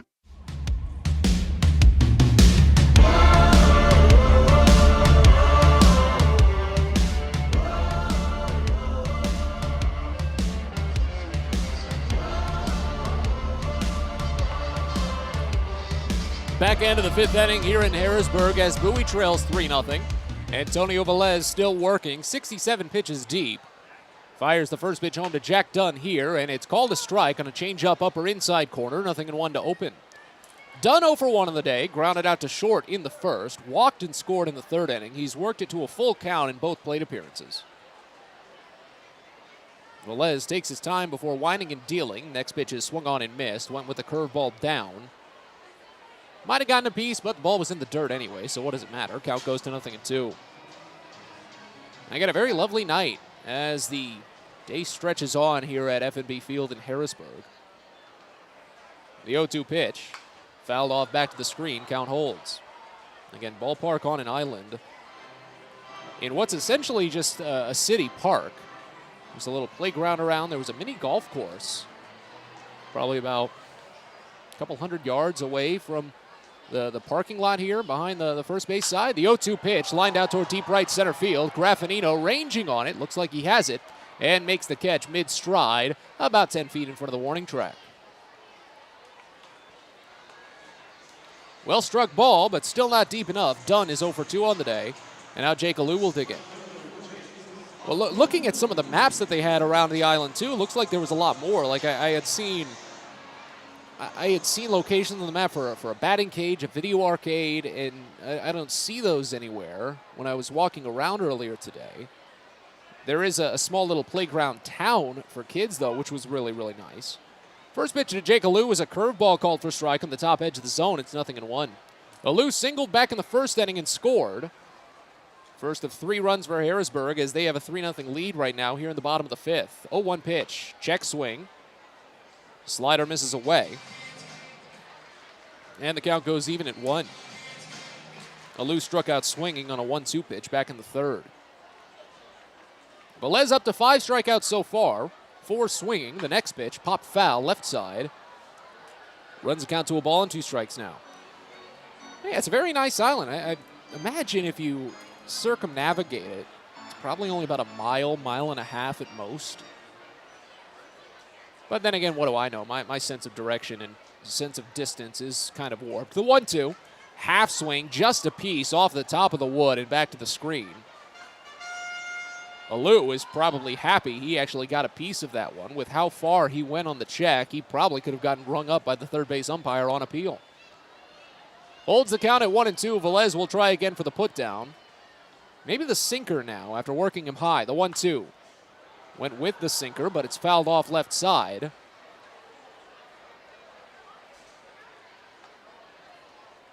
And we'll wait on the next pitch. Yeah, there's a parking garage down at the south end for people to obviously park and come to the game. And then there's a small little, I guess it's a train. It's on tracks, but it's one of those little kid trains where when you sit in it, you look comically large. The 1-2 pitch. Misses down the curveball, runs the count even at 2. Base is empty, 1 away here in the bottom of the 5th inning as Bowie trails 3-0. Antonio Velez needed 67 pitches through 4. He's up to 77 right now. He fires the 2-2 here, and it's swung on and missed for strike 3. Got him with a slider inside. Alou down on strikes for the second time today. 6 overall for Antonio Velez. 2 gone here in the 5th. First time Velez has struck out 5 or more batters this month. Struck out 7 Erie Seawolves back in that very tough day to open the home series against the Seawolves. Gave up, what was that, a 5 home run day? Yeah, that's what it was. First pitch home to Wilson Garcia, misses inside, and the count starts out at 1-0. Yeah, that was a very odd day for Velez. He gave up 3 solo home runs and a pair of 2-run shots for 7 runs, but still struck out 7 and only walked 1. Again, it's been the contact that plagues him. 1-1 is a contact ball poked up the middle here for a base hit.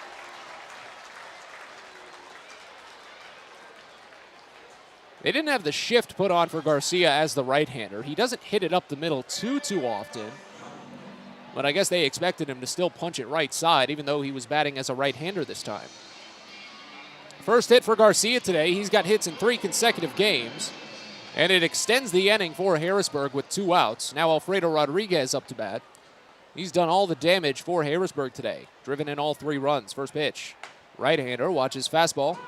Called for strike on a generous zone away. Okay. I guess the umpire wants to make it harder for Rodriguez because he's clearly been having an easy day.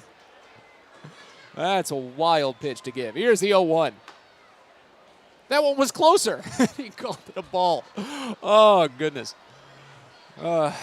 Slider misses, runs the count even at a ball and a strike.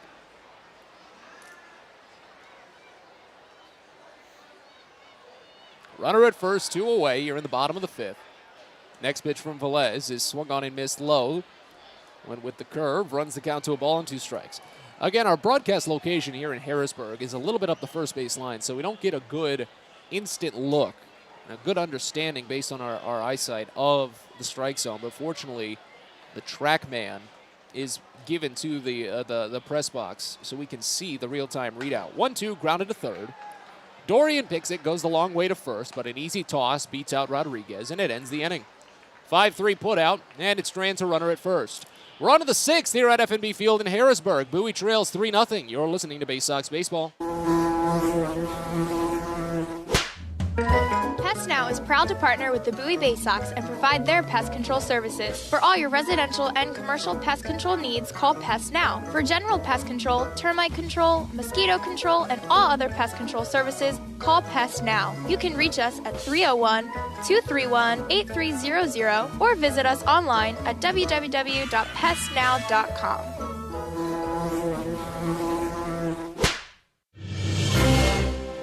It's not baseball season without fireworks, and you can always count on the biggest and best at Prince George's Stadium. There's no better way to cap off a fun evening at the ballpark than a spectacular fireworks show. And the Baysox have got you covered this season with 16 different shows to choose from. So get your tickets now at Baysox.com. Only 2 chances to catch fireworks in June on the 17th and 18th against the Binghamton Rumble Ponies. Hope to see you there. Sky Shooter Displays by ZY Pyrotechnics will be lighting up the sky with top-of-the-line fireworks shows following Baysox games all season long. We will give you the best bang for your buck. Sky Shooter Displays include traditional shows, true pyro musicals, custom choreographed plays, and much more. The night sky is truly limitless, so don't be shy. Give ZY a try. Find out more by calling us at 570-328-1361 or visit us online, zypyrotechnics.com.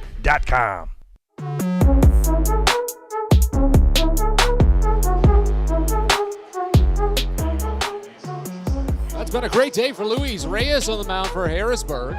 Right-hander has spun 5 scoreless innings so far with only 1 hit allowed.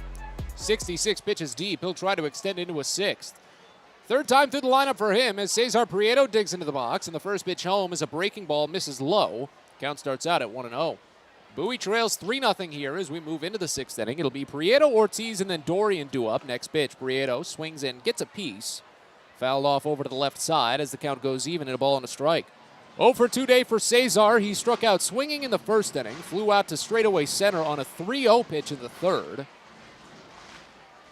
That was when Bowie had runners at first and second, eventually stranded them at first and third. Here's the 1-1, fouled off again back to the screen, and the count goes to 1-2. Bowie's only been shut out twice this season. One of them was that rain-shortened shutout that Erie served up during the last homestand. Here's the 1-2 pitch. Inside. Sounded like it clipped something. Must have been the glove of Drew Millis. Evens us up at 2 balls and 2 strikes.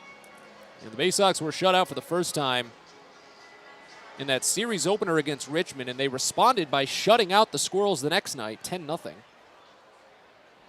2-2 to Prieto. Bounced foul, first base side, count stays. And the Baysox got it shut out for only the 2nd time this season. Just at the tail end of last month when Erie picked up a 5-0 win in just 5 innings. Game had moved into the 6th, but there weren't any outs recorded. Next pitch, grounded up the first base line and picked on a pair of bounces by Harrison again. He steps on the bag. What is it with Bowie and hugging the first base line right now? Over his last 6 at-bats, Cesar Prieto has grounded out 3 unassisted in 4 of them. That's so improbable. But that's also what's so beautiful about baseball sometimes. Here's Joey Ortiz. First pitch, grounded to first, backhanded but missed by Harrison. He has to barehand it and underhand the pitcher. He got him. Oh my gosh, Bowie can't catch a break. First base coach Tim DeJohn got livid for a brief moment but he'll stop just after getting to the foul line. He's still chirping a little bit with the first base umpire, Mitch Tresiak, and now here comes Kyle Moore. I think Moore is just going to use this as an opportunity to make sure Tim DeJohn doesn't get too heated. Moore, a very level-headed manager, of course. Hasn't been tossed yet this season. Really, I think I've only seen him get animated on the field once all year, and that was back in Reading when Aldrum Corridor had a line drive home run that pretty sure went foul. But it is what it is. So a 3-1 put out, back-to-back groundouts to first for Bowie. Again, that one was close. Corridor had it on the tip of his glove, but couldn't grip the ball. Overran it briefly while running on the backhand. Had to stop, pivot, barehand, and underhand of the pitcher covering.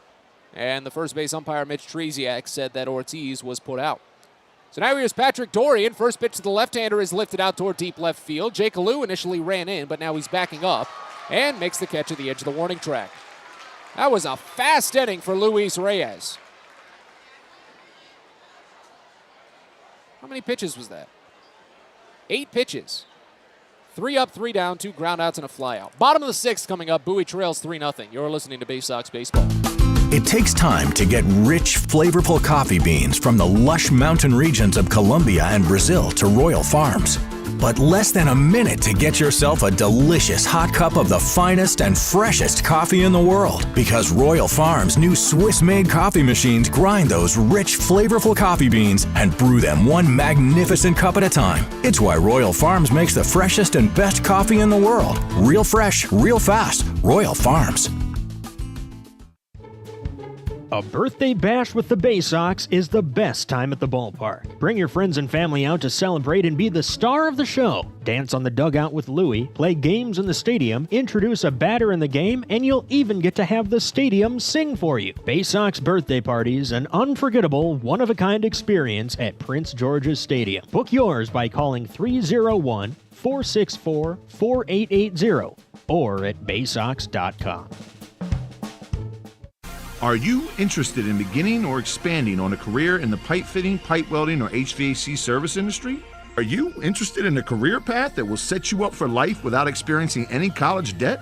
If you are interested in these things and you live in the DC area, the Steamfitters UA Local 602 Apprenticeship Program is the best choice for you.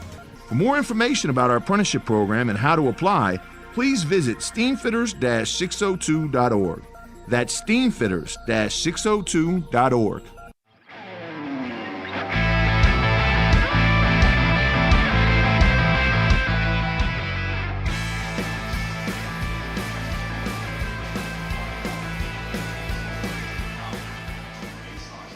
Bottom of the 6th inning here in Harrisburg as Bowie trails 3-0. The Baysox will dip into the bullpen for the first time today. Clayton McGinnis takes over on the mound for Bowie. His second appearance at the AA level. He made his AA debut earlier in this series. He comes in to relieve Antonio Velez, and the right-hander McGinnis will face off against Justin Connell, Drew Millis, and KJ Harrison here in the 6th. 5, 6, and 7 in the Harrisburg lineup. First pitch. Connell watches called strike. Slider hits the inside edge, and it's 0-1. 0 for 2 day for Connell. A fly out and a pop out. They play him a little bit to pull as the next pitch is bounced up the middle. Tough play for Ortiz, and it gets past him. That's a problem with the shift. Connell took a hard round to first base, but the Baysox were quick to pounce on it in the outfield. He scampers back to first.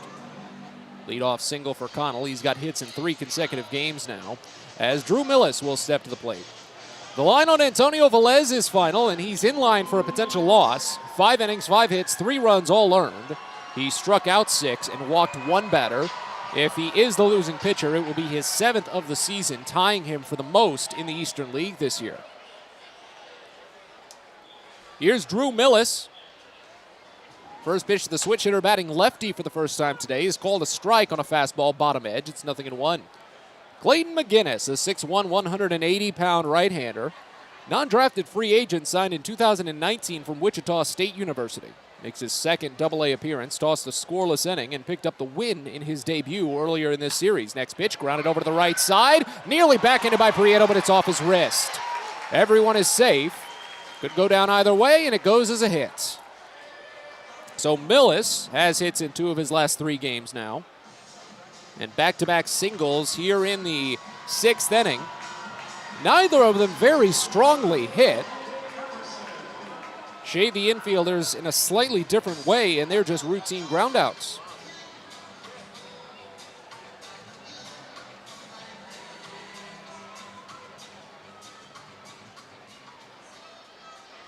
Here's KJ Harrison. And McGinnis steps off the back of the rubber. Right-hander Harrison doubled back in the 4th inning, but was the only base runner in the frame. As the first pitch comes in, just misses down and in a changeup. 1-0 to open. McGinnis came in on Tuesday, relieving Zach Peak, who had tossed 4 innings. He gave up a 1-out double to Jackson Clough, but picked up a strikeout, a groundout, and a flyout. Bowie took the lead in that inning. Next pitch up and in near the head as Harrison ducks out of the way of it, drops the bat, and just circles around. He's saying he was hit, and the runners on base are advancing, but the home plate umpire doesn't necessarily agree, and now he's pulling in the other umpires to talk about it. Harrison is being looked at by the athletic trainer. I shouldn't say the home plate umpire doesn't agree. I think he just didn't make a determination, to be more specific. It didn't look like he got hit to me. It looked like he ducked out of the way of it. But the runners have already moved themselves up to 2nd and 3rd. McGinnis is just waiting on the back edge of the mound for some sort of decision.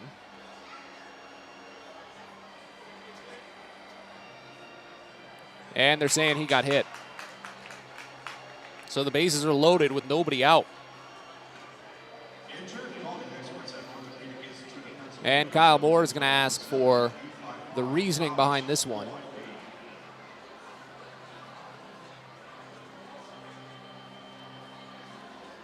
Honestly, not much that I can provide in terms of why this decision was made the way it was. At least to me, it didn't look like he got hit.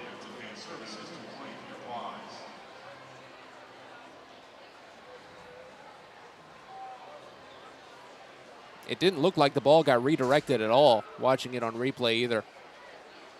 And Kyle Moore just looks, he doesn't, like I said, he doesn't get frustrated. He just looks disappointed. Almost like that exhausted look that almost a parent gets, where he just says, I can't put up with this anymore. I'm just going to walk away.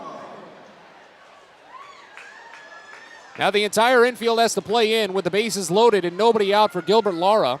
First pitch. Called a strike, breaking ball in the lower inside corner. It's 0-1. Lara 0 for 4 on the season with the bases loaded. Has not driven anyone in. Has struck out once. He's 0 for 2 on the day. Has not seen a pitch outside of the zone yet. He grounds this one to 3rd, but it's picked up just foul on a bounce, only about 6 inches to the left of the line. But it runs the count to 0-2. Lara flew out to center field on the first pitch he saw in the 2nd. Struck out on 3 pitches in the 4th. Antonio Velez just fed him 3 straight breaking balls, the last 2 curveballs, and Lara waved at all of them. And now McGinnis ahead 0-2. I imagine he probably goes for something similar to try and get Lara out. The 0-2. Line drive, left field, base hit. This will score 1, probably 2. Connell scores, Millis rounds, the throw comes in, it's up the line, 2 runs are in. 2 RBI single for Lara, it's a 5-0 game. So Lara breaks through for his first runs driven in against Bowie this year. He's up to 10 on the season. And it's 1st and 2nd now, still with nobody out. First runs that McGinnis has allowed here in Double-A. Third base will still play in with Jackson Clough due up.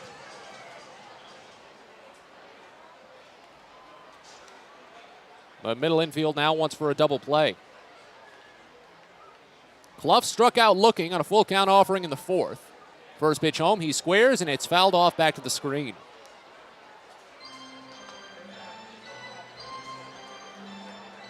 Not that it was intentional, because McGinnis didn't know he was squaring until he threw the pitch, but that was a good placement for a bunt pitch. Fastball up and away. Starts us out at 0-1. Clough is 0 for 1 on the day. Next pitch, checked on, called a strike anyway on a slider up and away. It's 0-2.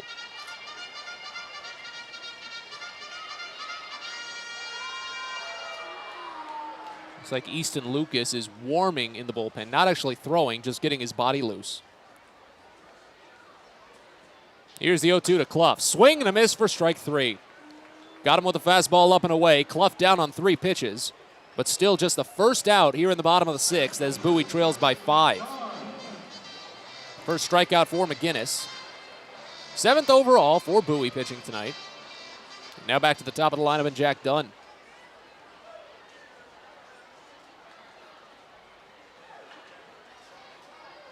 First pitch. Righty Dunn watches fastball miss up and in. 1-0 to start. Dunn 0 for 2 on the day. Grounded out to short in the first inning. Flew out to center in the 5th, but he walked and scored in the 3rd. Run in the 1st, 2 in the 3rd, and then 2 more here in the 6th as Bowie trails 5-0.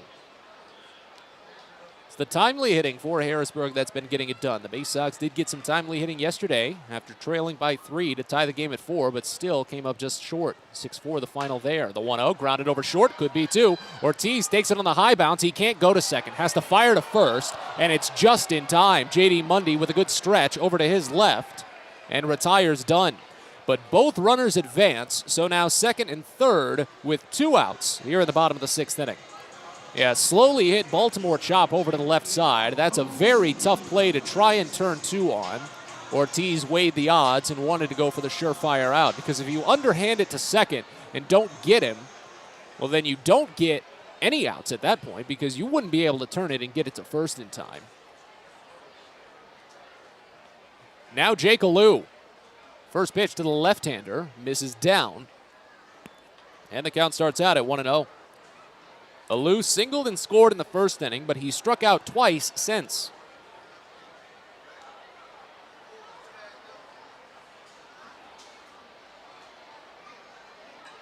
Here's the 1-0.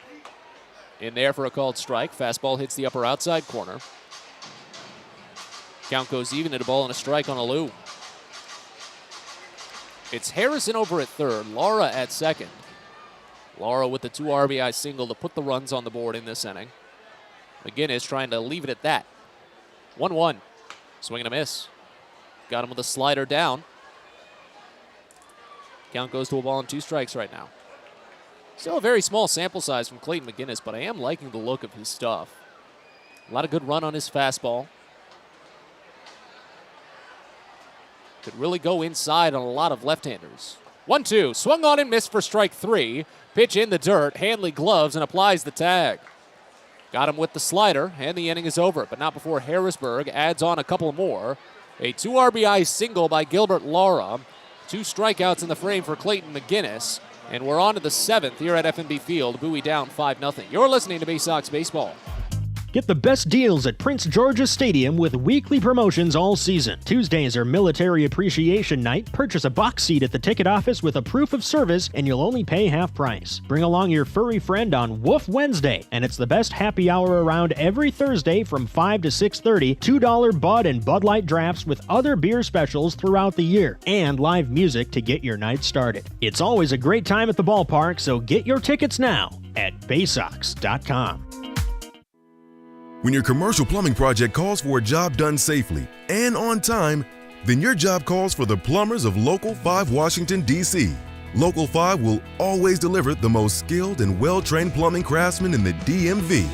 If you're a contractor who needs safe jobs done well, you need the plumbers of Local 5 Washington, D.C. Start your partnership with them today. Visit local5plumbers.org. That's local5plumbers.org. Make sure you've got your Jedi cloaks ready on Saturday, July 16th for Star Wars Saturday at Prince George's Stadium. Meet dozens of Star Wars characters out at the ballpark, take part in interactive exhibits and lightsaber battles, and you can bid on specialty game-worn jerseys by the Baysox players at the game. It's all sponsored by Taco Bell, and it comes your way on Saturday, July 16th. So get your tickets now for Star Wars Saturday at the ballpark by heading to Baysox.com.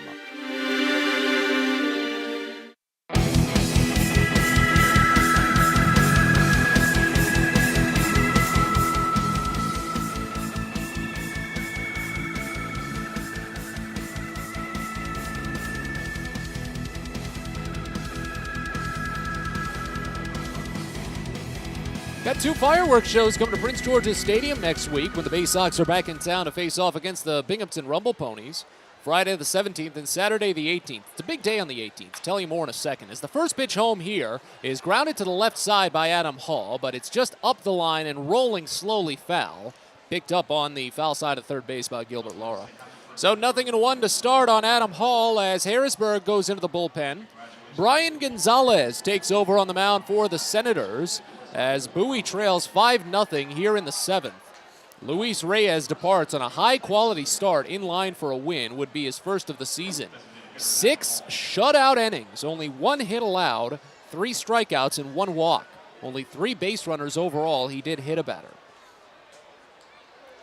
Here's the 0-1 to Hall, misses high a fastball, and the count goes even at a ball and a strike. Hall 0 for 2 on the day, flew out to center field in the 2nd inning, struck out looking in the 4th. Gonzalez sets, fires the 1-1, and Hall watches it go by. It's called a strike on a breaking ball down, 1-2. So more on what I was talking about briefly.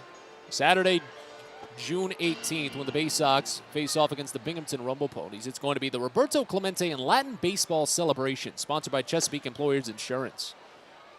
1-2 pitch to Hall, misses up and away, and the count runs even at 2. There's going to be a special jersey auction. Game-worn uniforms featuring the Baysox alternate identity for Copa de la Diversión with an alternate color scheme. Cangrejos Fantasmas de Chesapeake will return as Hall grounds this pitch foul, right side. Count stays even at 2. But it's an alternate color scheme to honor Roberto Clemente in the pirate-themed colors. So black and yellow. I believe it's a black jersey with yellow sleeves, with the jerseys being auctioned off in a silent auction at Prince George's Stadium. So get your tickets for that one. Saturday, June 18th. It's the Roberto Clemente and Latin Baseball Celebration, sponsored by Chesapeake Employers Insurance. Here's another 2-2 to Hall. Check swing, and there's strike 3. That one a little generous on the wide side, but Hall just has to deal with it. He heads back to the dugout. First strikeout for Brian Gonzalez, just the 4th overall for Harrisburg pitching today. Now on to Dylan Harris.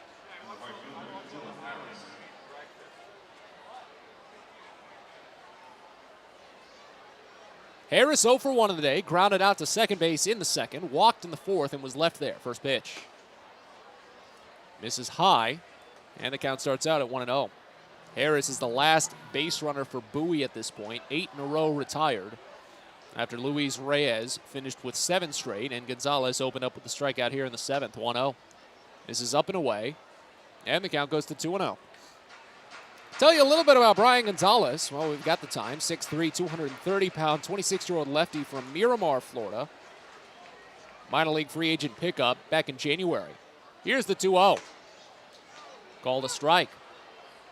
Top half of the zone, rather. Counts 2-1.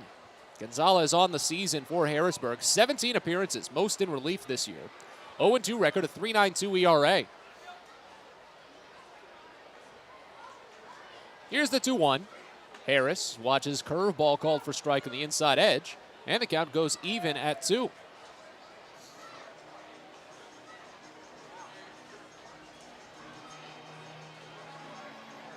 Gonzalez 20 and 2/3 innings this season. 22 strikeouts, 10 walks. He has allowed 2 home runs and blown 2 saves. He fires the next pitch that just misses away. Fastball runs the count full here on Harris. Weren't too many full counts by Luis Reyes. I was honestly surprised he didn't come out for the 7th inning. Only 74 pitches through his 6 scoreless innings, but they were fine leaving it there. Here's the payoff. Harris checks his swing on a pitch wide. They appeal. He didn't go around, and he draws the walk. First walk by Brian Gonzalez today. 2nd overall for Harrisburg pitching. Both have been against Dylan Harris. Here's J.D. Mundy.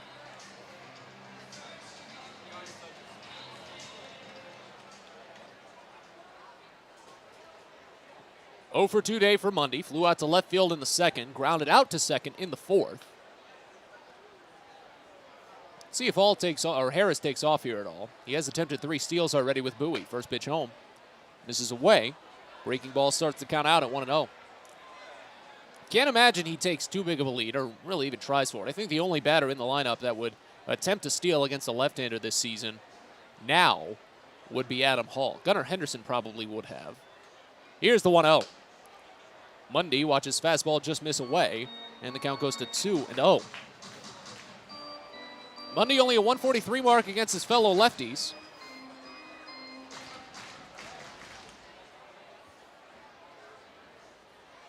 Two-0. Grounded hard right side, should be 2. Clough underhands to Rodriguez and sends it to Harrison. The inning is over. 4-6-3. Baysox get a 1-out walk, but only send the minimum to the plate.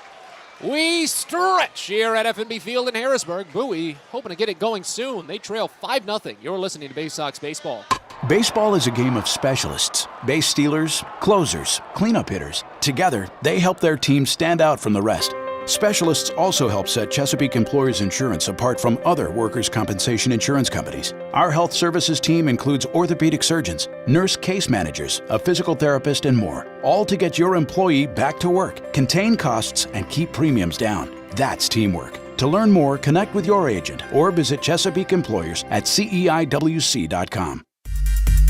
Get your gear and memorabilia from your favorite Baysox players and future stars of the Baltimore Orioles at the Tackle Box Team Store. Jerseys, hats, autographed bats and balls, all at great prices. Located right at the main gate at Prince George's Stadium and online at BaysoxShop.com, the Tackle Box is the only place to get the best Baysox gear for you and your favorite fan. It's the Tackle Box at Prince George's Stadium and at BaysoxShop.com.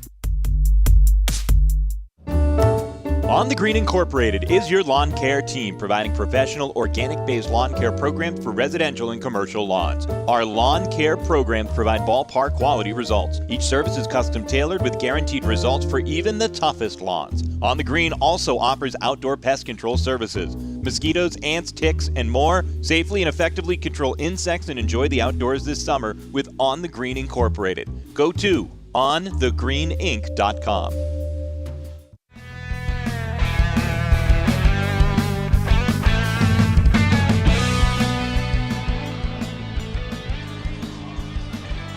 Back end of the 7th inning here in Harrisburg as Bowie trails 5-0. Clayton McGinnis will get back to work after giving up 2 runs in the 6th. He bounced back quickly after the 2 RBI single. He struck out 2 batters and picked up a ground out. They'll hope to carry that momentum now against Wilson Garcia. First pitch hits him. So in the middle of my sentence, Garcia is walking up the line and being escorted essentially by the umpire. That is the 3rd batter hit by a pitch for Harrisburg today. The Baysox have had 1 batter hit by a pitch. I think Antonio Velez was warned earlier in this game after hitting Jackson Flores with a pitch on the knee. And that is the 2nd batter that McGinnis has hit today. That fastball was just a bit inside, not positive where exactly it might have clipped Garcia. But he's aboard for the 2nd time today as Alfredo Rodriguez steps into the box. First pitch, Rodriguez checks his swing on a breaking ball down and away. He didn't go around, and the count starts out at 1-0. Well, Rodriguez has been the biggest thorn in this game. RBI double in the 1st inning, 2 RBI double in the 3rd. Both came with 2 outs. Here's the 1-0. Bounced foul, third base side. Count goes even at 1. Bowie down 5-0 here in the bottom of the 7th inning. Baysox held only 1 hit so far today. It was a 1-out single by A.J. Graffinino. As the 1-1 comes in, and that gets him on the helmet. Oh, here we go. And the first base coach is sprinting down to hold off Rodriguez. The benches have cleared. Rodriguez being held back by Trip Keister and the coaching staff for Harrisburg. Here come the bullpens. A couple of helmets being thrown, and now Tim DeJohn is getting in the mix. He's being pulled back by Chandler Geller. Small scrum only between a couple of people in the middle of it. And now it's just a handful of folks meandering on the first base line.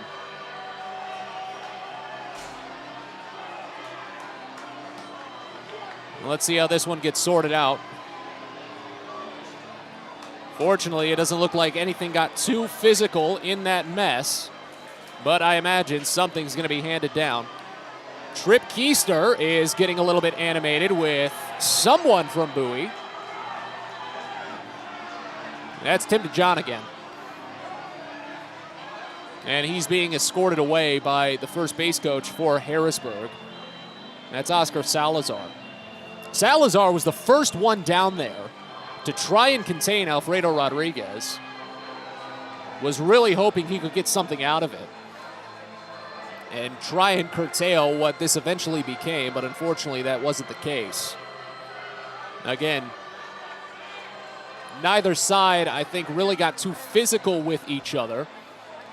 Is everyone going to stay in this game?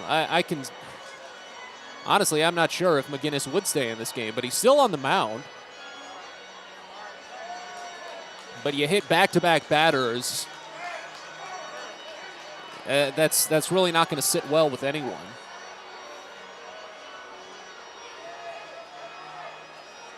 As both sides have now retreated to their respective dugouts and bullpens. Harrisburg's bullpen is taking a much slower trot back out there. But the umpiring crew is discussing on what exactly to do here.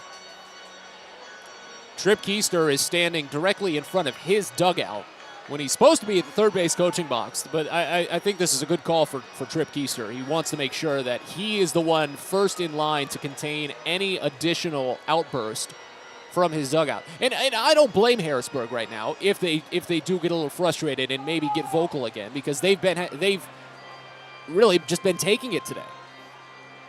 They lead 5-0. Bowie's having a frustrating day at the plate and on the mound. And when things get like this, you can get frustrated.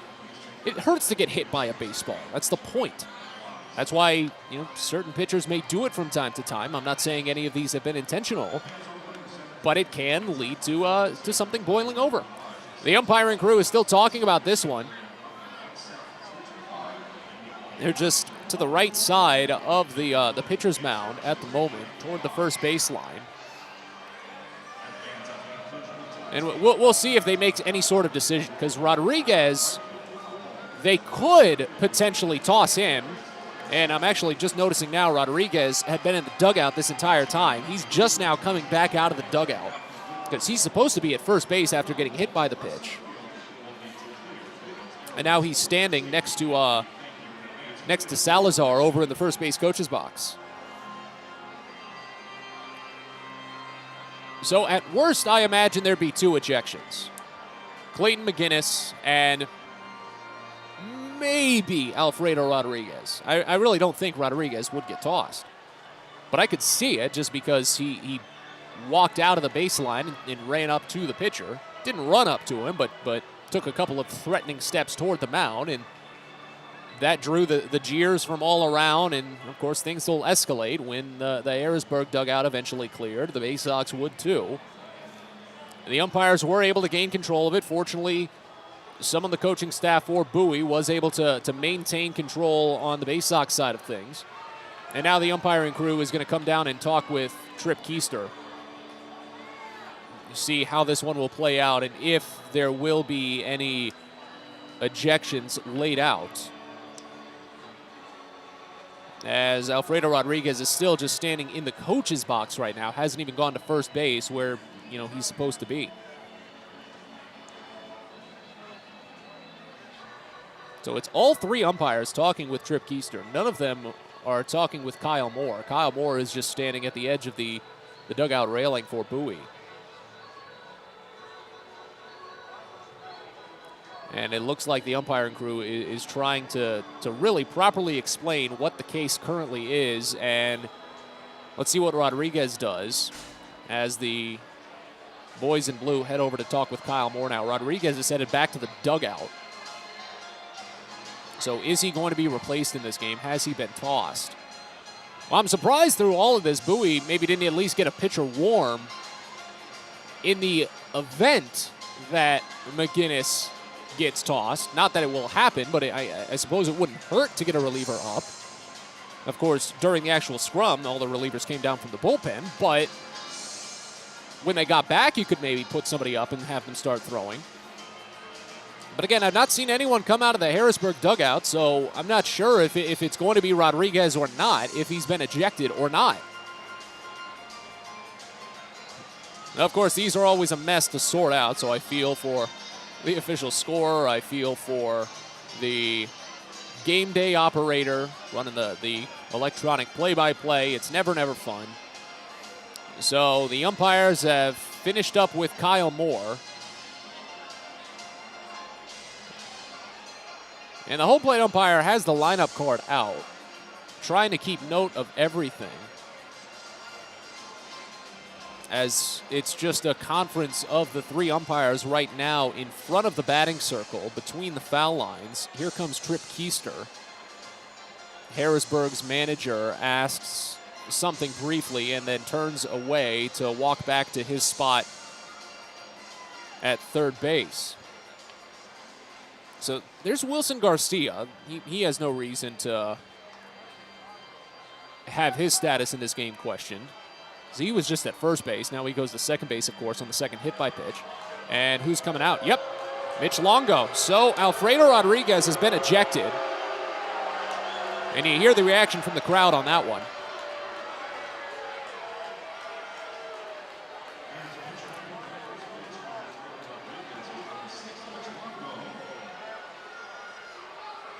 And Clayton McGinnis looks like he's going to stay in this game.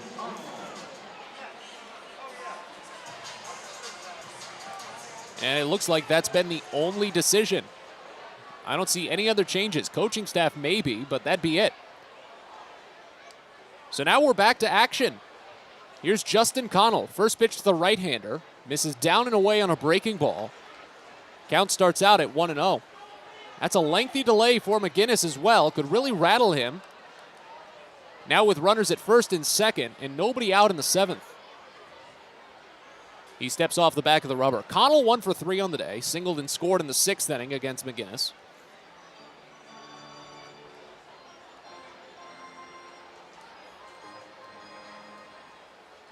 Again, just very grateful that there was no physicality out of that dust-up. Next pitch. Misses down, and it's 2-0 on Connell. I'd feel like at this point, Bowie probably should get maybe someone up and moving, because McGinnis does have at least a little bit of distance in his arm, but his season high is just 36 pitches. He's already at 23, the 2-0. Misses away, and the count goes to 3-0. And he went through such a delayed break like that it's going to affect his rhythm. And he obviously can't go out for the 8th inning now. It really wasn't even on the table much, I assume, but it's definitely gone at this point. Here's the 3-0. Right down the middle, called a strike, a fastball. And the count goes to 3-1.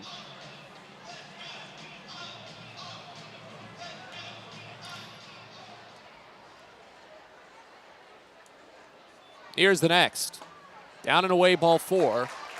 And for the second consecutive inning, Clayton McGinnis has loaded the bases before recording an out.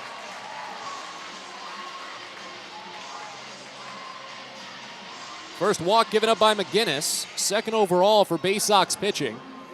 And now here's Drew Millis.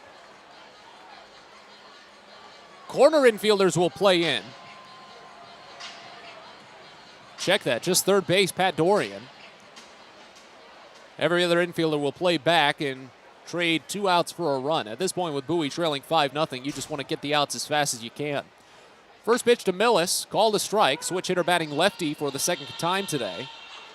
Count opens up at 0-1. Millis singled to right field. Back in the 6th inning against McGinnis. Before that, he went 0 for 2 against Antonio Velez.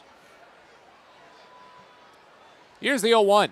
Breaking ball lifted out toward left center, but shallow. Cespedes running in a long way. Will this score the run as he scoops it? Tagging from third. Garcia comes home. The throw beats him, but the catch isn't made. Hanley lost it as it rolls away.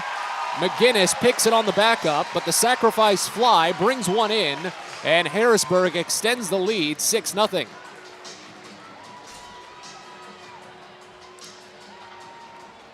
So Millis picks up his 9th RBI of the season. On-line throw by Cespedes, but it just wasn't high enough. That was the problem. It came in just a little low, and Hanley realized it had to run up the line to get it, but it still bounced into him. The timing was there. It would have beat him. But that's the first out of the inning. First pitch here to KJ Harrison is crushed out toward left center. This will score another one as A.J. Graffinino grabs it in center field. Down from third, Rodriguez. The throw goes to third, but Rodriguez scores. It's another two-run inning for the Senators. They lead 7-0. So now 2 outs in the inning, but back-to-back sac flies as Harrison picks up his 20th RBI of the season.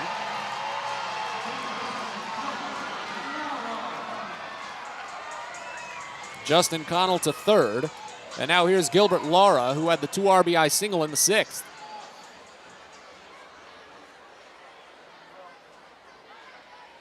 First pitch, Lara grounds it to third. Dorian scoops between the legs, charges, fires, got him, inning over. But now before Harrisburg puts on 2 runs without the aid of a hit. 2 hit by pitches and a walk, and then back-to-back sacrifice flies. We go to the 8th here at FNB Field in Harrisburg. Bowie trails 7-0. You're listening to Baysox Baseball. If you own or operate a building or facility, or if you're a general contractor that is located or operates in the D.C. area, there is no doubt that it is important for you to have the best trained and most qualified people working for you. Members of Steamfitters UA Local 602 provide the highest level of HVAC, mechanical, and specialty piping services to the various customers we serve. For more information about the services we provide and for a list of companies you can hire, please visit steamfitters-602.org. At DCA Imaging Systems, we provide a tenured team of office technology professionals ready to be your trusted advisors. From document creation, output devices, scanning and workflow, to document security and storage, we understand people print, not printers. Give DCA Imaging a call, 301-577-1021, or find out more about how we can help you. DCAimaging.com. DCA Imaging Systems, office technology made easy.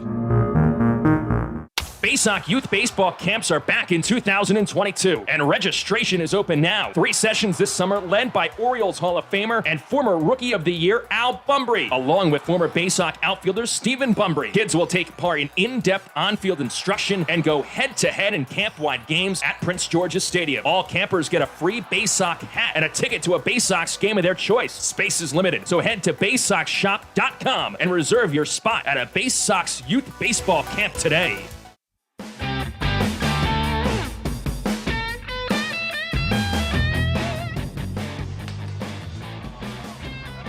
Fans on the Green Incorporated is celebrating 25 years of custom lawn care and pest control programs. Enjoy the outdoors this summer. Mention this ad that you heard it on the Baysox broadcast, and you can receive a discount on your first lawn care or pest control service. And go to onthegreenink.com or give them a call at 410-695-0444. Matt Sabat is with you as we move on to the 8th inning here at FNB Field in Harrisburg. Plenty of changes to note after that last inning dust-up leading to an ejection.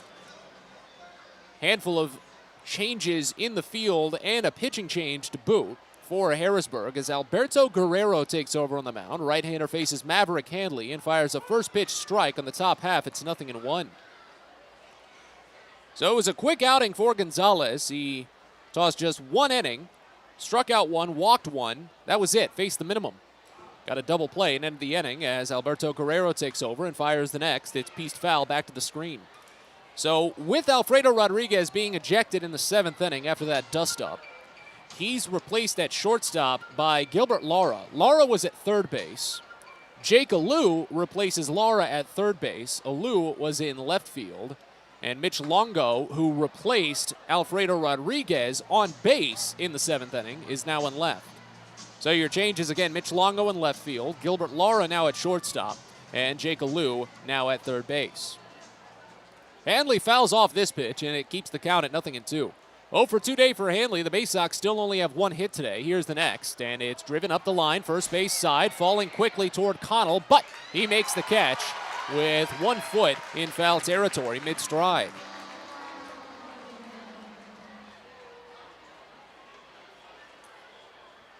Baysox have sent the minimum to the plate since Dylan Harris drew a walk with 2 outs in the 4th inning. Now 1 out here in the 8th. It's A.J. Graffinino, who has the only Bowie hit today. Righty on lefty. First pitch from Guerrero is inside, but called a strike on a fastball. Count opens up at 0-1. Alberto Guerrero, 6'3", 192-pound, 24-year-old right-hander from Pecora, Panama. Minor league free agent signed in November of last year. Next pitch is swung on and missed. Fastball up and away. Count goes to 0-2 on Graffinino. Guerrero this season for Harrisburg has made 13 appearances out of the pen, a 2-2 record, a 6.85 ERA in 23 2/3 innings. He struck out 25 batters and walked only 9, allowed 3 home runs. Next pitch, Graffinino watches fastball up and away, and the count goes to 1-2 strikes. Night's falling here on FNB Field in Harrisburg. You can see a deep dark blue above the tree line of what barely remains of the sunset. The 1-2 pitch, Graffinino pops it up towards shallow left. Longo running down a long way, and he makes the catch. I've made that joke probably about 5 times already this season.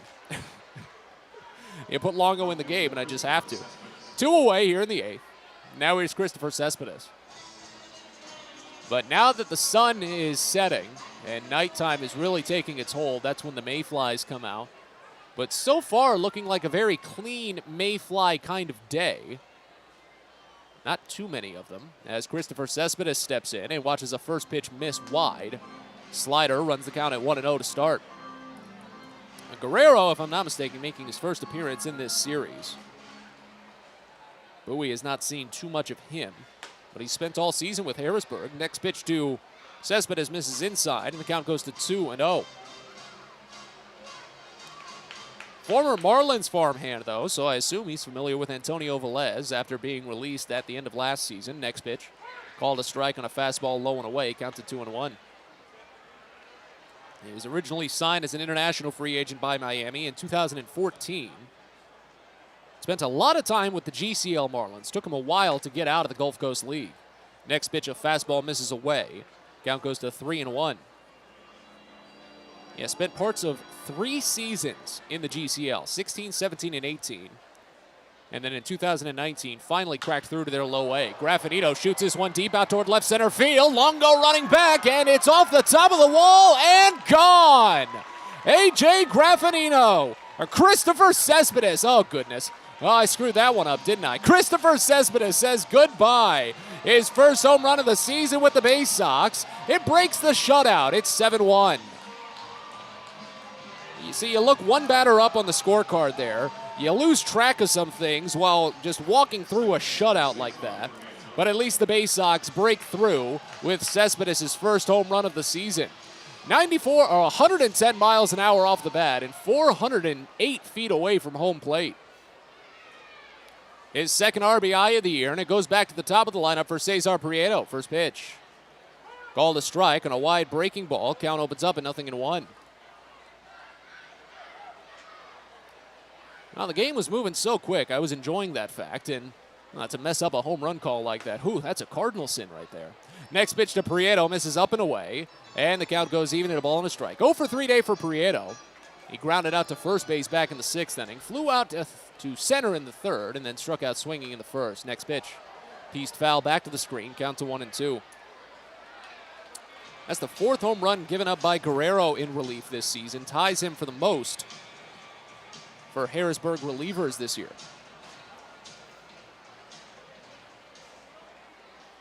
Right-hander sets, bases empty, still 2 away. The 1-2, pieced foul again. Prieto coming in a little bit low on some of these fastballs. That one was barely on the top half of the zone. Almost more middle, waist high, but Prieto's really hunting for maybe a sinking fastball. I can't tell.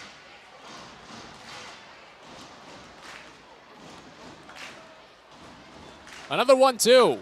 Popped up foul, third base side. This one will tail out of play.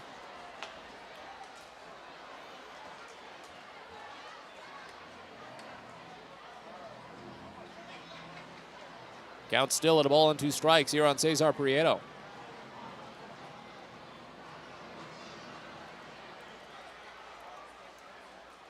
Another 1-2. Bounced over to first. Actually picked by second. It was to the right side. Jackson Clough Picks it up and fires to first for the 4-3 putout. Inning over, but the Baysox finally on the board after 7.5. Solo home run by Christopher Cespedes, only the second hit for Bowie today. Bottom of the 8th coming up as Bowie trails 7-1. You're listening to Baysox Baseball. From bug bites to burns, fevers to flu, and bruises to broken bones, care is around the corner at Patient First. Walk in to see a doctor from 8 a.m. to 10 p.m. every day of the year. X-rays, lab tests, and prescription drugs are on site, and most major insurance plans are accepted. For routine illnesses and injuries, Patient First is here for you. Patient First, the name fits. Patient First, proud partner of the Bowie Baysox, open 8 a.m. to 10 p.m. every day. The best way to take in a Baysox game is with a group outing at Prince George's Stadium. Everything from entertaining clients to birthday parties and even fundraising opportunities for your team, the Baysox offer plenty of options for your group at unbeatable rates with plenty of options on suites, seats, and decks around the ballpark. Your group can eat their fill and have an unforgettable time. Find out more and schedule your group outing by calling 301-464-4880 or going to Baysox.com.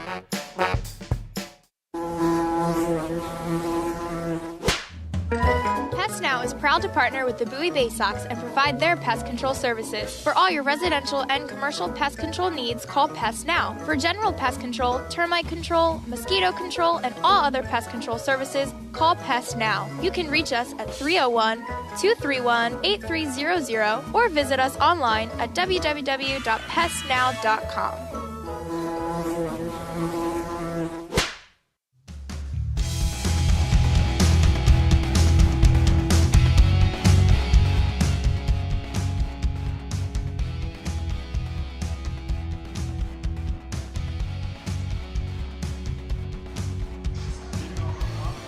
Bottom of the 8th inning, you're at FNB Field in Harrisburg as the Baysox trail 7-1. Easton Lucas takes over on the mound for Bowie, relieving Clayton McGinnis. Lucas hopefully only needs one inning of work before calling it a day. Bowie, be tough to see a 6-run rally in the top of the 9th as they've only had 2 hits today. First pitch home from Easton Lucas, misses up and away on a breaking ball to Jackson Clough. It's 1-0. The line is closed on Clayton McGinnis, and unfortunately it's not too pretty. 2 innings of work for the right-hander. Next pitch to Clough, fouled off left side. He gave up 3 hits and 4 runs. All of them were earned. He struck out 2 batters, walked only 1, but hit 3. Didn't even give up a hit in the 7th, but still gave up 2 runs. And here's another hit batter. Clough takes it. The umpire is going to start walking him up the line. Lucas takes blame for that one. Things are not going well for Bowie pitching today. That one only 75 miles an hour too. This like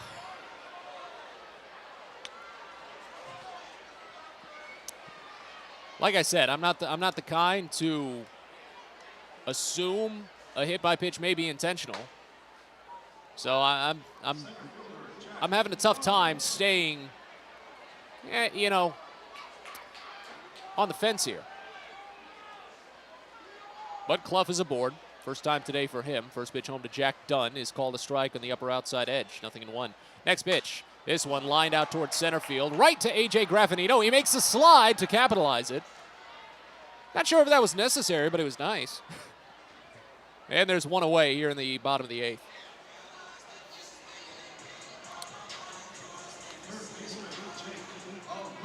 So, Easton Lucas in. 6'4", 180-pound left-hander. Traded from Miami back in 2019. That was the VR deal. Faces lefty Jake Alou now in the first pitch. Misses away a fastball. Count starts out at 1-0. Honestly, at this point, I am actually kind of surprised that the umpires didn't just issue a blanket warning to Baysox pitching. Because that's 4 hit batters today. I feel like after the second one, you probably do. Or at least after the third. I said 4. That's actually 5. Next pitch misses high. And the count goes to 2-0 on Alou. I forgot Antonio Velez hit Jackson Flores in the third. Clayton McGinnis hit K.J. Harrison in the 6th. And then back-to-back batters to open the 7th. Next pitch. Called a strike. Curveball bottom edge. It's 2-1. Lucas on the season, 11 appearances, no record, and a 5.48 ERA. 21 in the third innings of work, 23 strikeouts, 12 walks, 3 homers allowed. If I'm not mistaken, he picked up the save on Tuesday. Next pitch. Slider misses down and away. Count goes to 3-1. No, that was Connor Loprich. Lucas has a save. Okay, it was on Wednesday. I was going to say, Lucas has a save on this road trip. I just couldn't remember which. Yeah, it was game 1 on Wednesday. 3-1 pitch. Down and away, ball 4. First walk by Lucas today. Third overall for Baysox pitching. And now first and second, still with only 1 out here in the bottom of the 8th.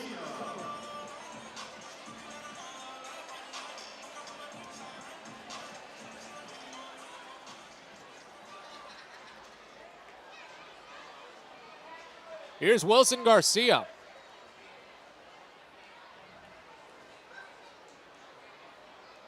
First pitch to the switch hitter batting righty is served up the line toward the corner right side. Harris running, and it is gone. 3-run home run for Wilson Garcia, his 9th of the season and 5th against Bowie. It's 10-1 Harrisburg. There's something about him. 97-mile-an-hour exit velocity, 357 feet away from home plate. A little opposite field power, too, for the switch hitter. He's up to 31 RBI this season. And it clears the bases now for Mitch Longo.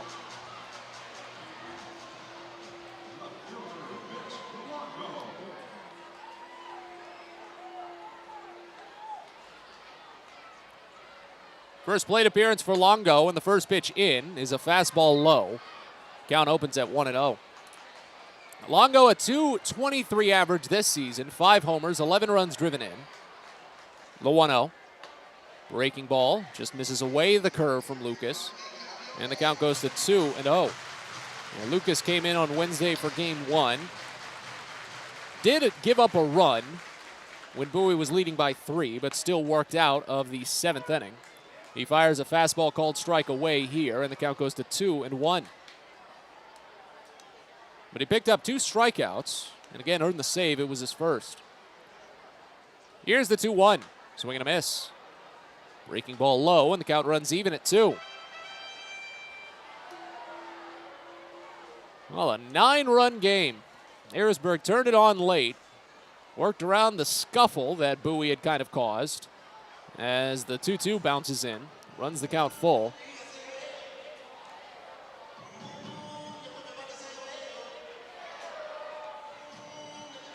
Tap didn't shut off either after the dust-up. 5 runs scored by Harrisburg since then. Here's the payoff to Lungo. It's swung on and missed, bounces in the dirt. Hanley has to go retrieve it at the warning track, and the runner's going to reach.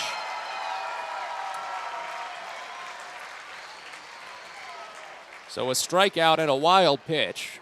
This game is seeing just about everything. Really, the only thing left that a runner hasn't reached on in this game is catcher's interference. Actually, no one's reached on an error. It's been a clean game. No errors in this game. You kidding me? Well, I say it now. Watch something happen. But Longo reaches on the drop third strike.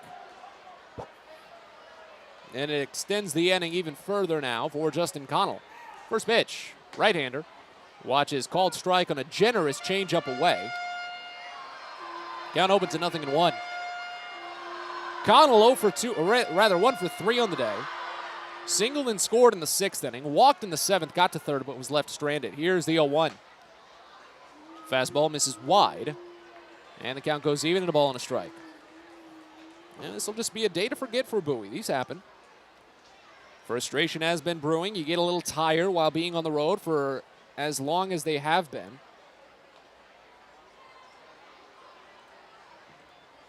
Here's the 1-1. Comes in low, breaking ball. Count goes to 2-1.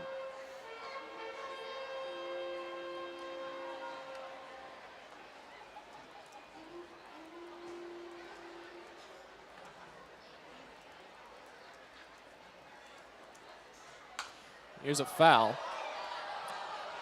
over to the left side to even the count at 2. Again, runner at first, still only one out here in the bottom of the 8th. Bowie came into this inning needing just a 6-run rally to take the lead, but now they need a 10-run rally. It'll kick off with Joey Ortiz when we get to the 9th. With the 2-2 pitch, grounded slowly to third. Dorian has to take it and go to first only. He gets it there. But Longo advances to second base on the 5-3 putout.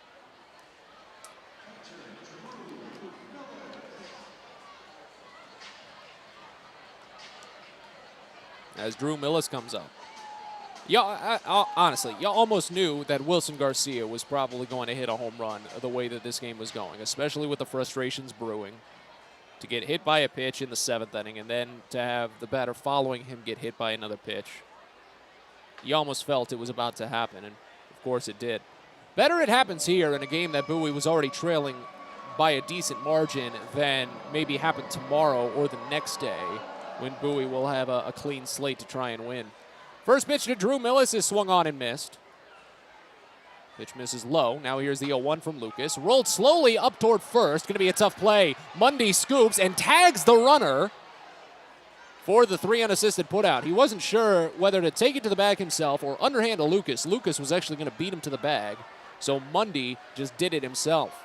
3 unassisted ends the inning, but not before Harrisburg adds on 3 more. A 3-run blast by Wilson Garcia. We move to the 9th. Bowie trails by 9. Do they have a rally in them? We'll see. Back after this. You're listening to Baysox Baseball. We'll get your red capes ready and your iron suits too, because it's Superhero Day at Prince George's Stadium on Sunday, July 31st. You can meet your favorite costumed hero, and the first 750 fans ages 13 and up will pick up a Grayson Rodriguez Superman bobblehead for their own. Not only that, but it'll also be Heroes Day at the ballpark, honoring police, fire, and EMS with a Guns N' Hoses charity softball game. And the Baysox will wear custom Heroes jerseys, auctioned off post-game to benefit the Children's Cancer Foundation. Sunday, July 31st, so get your tickets at Baysox.com. There is a weekend in July where the baseball world revolves around a village in upstate New York. Baseball Hall of Fame induction weekend in Cooperstown is an unforgettable experience full of family-friendly activities and priceless moments. Make your plans today for July 22nd through 25th for the induction of Bud Fowler, Gil Hodges, Jim Cott, Minnie Minoso, Tony Oliva, Buck O'Neill, and David Ortiz as the class of 2022. Visit baseballhall.org today for the Baseball is a game of specialists. Base stealers, closers, cleanup hitters. Together, they help their team stand out from the rest. Specialists also help set Chesapeake Employers Insurance apart from other workers' compensation insurance companies. Our health services team includes orthopedic surgeons, nurse case managers, a physical therapist, and more, all to get your employee back to work, contain costs, and keep premiums down. That's teamwork. To learn more, connect with your agent or visit Chesapeake Employers at CEIWC.com.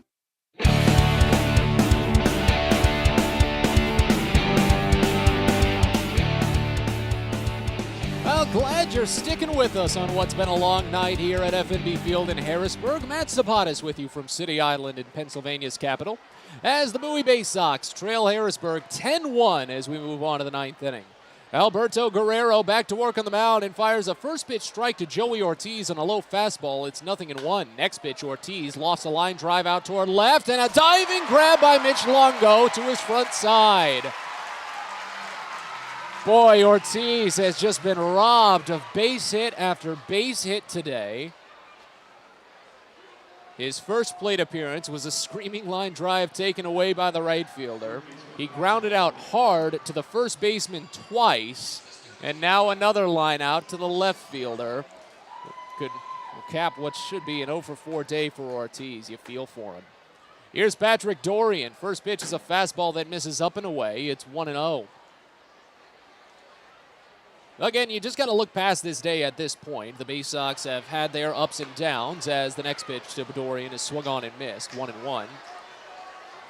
But the good thing about baseball is that the slate is wiped clean tomorrow, and you get to try again when Bowie will throw out, should be Drew Rahm, right? Yeah, Drew Rahm will get the nod for the Baysox. Next pitch, Dorian watches a called strike on a fastball up and in. And the count goes to a ball and 2 strikes. Dorian 0-for-3, struck out looking in the first, flew out to left field twice since then. Here's the 1-2. This one crushed out toward deep right center, but not deep enough. Dunn backing up on it, still backing up, but with about 20 feet of room. Makes the catch in straightaway center, and there's 2 outs. Baysox down to their final out.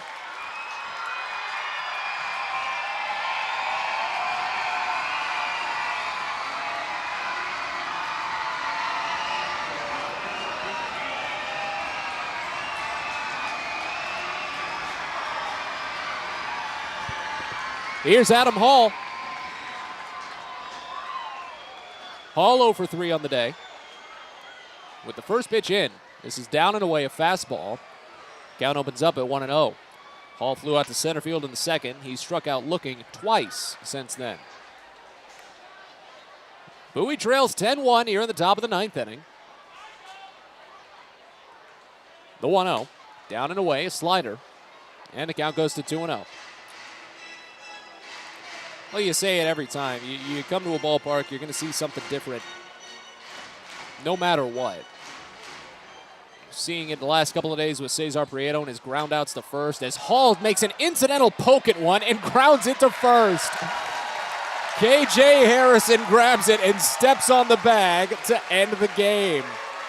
A 3-up, 3-down 9th inning for Alberto Guerrero. And the Baysox fall tonight to Harrisburg, 10-1. Long day.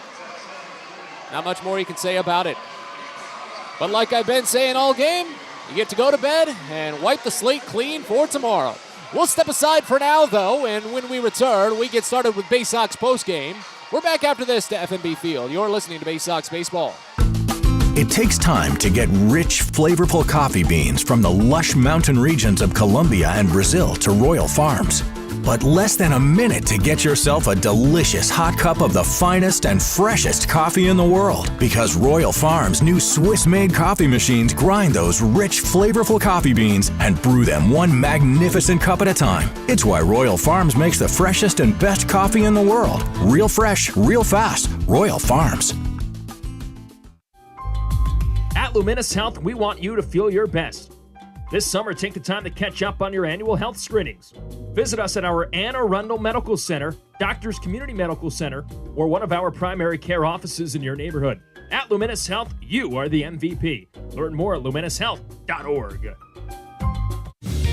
Fielder's Choice Flex Packs with the Bowie Baysox. The best value to see the best games at Prince George's Stadium. You could save up to 30% on your selected seat from day one and enjoy a number of exclusive member benefits, including flexible exchange options, discounts on suite rentals, special access to the Diamond View restaurant, and a free members collectible at your first home game of the year. Get your pack now by calling 301-464-4865 or heading online to baysox.com.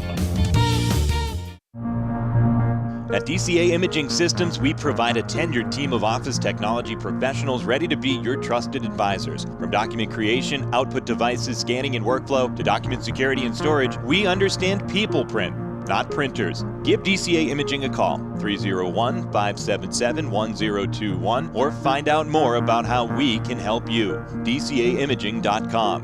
DCA Imaging Systems, office technology made easy. It's now time for the Bowie Baysox post-game show. Let's head back to the ballpark with Matt Sabanas.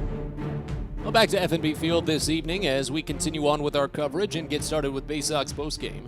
Matt Sabatas with you from City Island here in Harrisburg as the Baysox fall tonight 10-1. Bowie collected just 2 hits on the day. A third-inning single by A.J. Graffinino and a 8th-inning solo home run by Christopher Cespedes, his first with the Baysox. We'll recap this game in depth, get you plenty of highlights, and spoiler alert, as you'd imagine, they mostly favor the Senators, but then we'll look around the rest of the Eastern League and the Orioles organization, see how other teams have fared tonight. Fortunately, a quick night for the Baysox, even when you look at that final score, not much more that needs to be said. As we go all the way back in time to the faraway land of 7:01 p.m., them. First pitch came home from Luis Reyes to Cesar Prieto. Prieto quickly went down on 3 pitches. He watched 2, swung at 1, and he was down on strikes. It was a 1-2-3 inning for Reyes on just 11 pitches with 2 strikeouts and a lineout, and that set the table for the early offense from Harrisburg. Jack Dunn grounded out to short against Antonio Velez to open, but Jake Alou singled to right field and advanced to second base on a passed ball. Wilson Garcia struck out looking, but Alfredo Rodriguez got started on what would be a very good day at the plates. The 2-1 comes in, and it's lined over to third, over the leaping glove of Patrick Dorian. That's a base hit, and it's going to drive one in. All the way to the corner as Alou scores from second base. Into second base, Rodriguez with a 2-out RBI double. Harrisburg leads 1-0 here in the first. That would be it for Harrisburg in that frame, but the Baysox couldn't do anything to answer. They went down in order again in the second inning against Reyes. He was 27 pitches deep, but retired all 6 batters he'd faced to that point. Velez bounced back with an 8-pitch second inning, a lineout and 2 flyouts, and Bowie had one of their best chances all game in the third. A 1-out single by A.J. Graffinino to right field. Christopher Cespedes was hit by a pitch between the shoulder blades, and then Cesar Prieto flew out to center to put A.J. Graffinino to third base. But Joey Ortiz grounded out to first. That would turn out to be kind of a trend for Bowie over the last couple of days, and that ended the Baysox really only threat all evening. And in the bottom of the third, Harrisburg made Bowie pay on not capitalizing on that run. Jackson Flores was hit by a pitch on the knee to open an inning, and Jack Dunn walked to put Flores to second. Flores eventually left. After that, he realized he couldn't put enough weight on his knee to properly run the bases.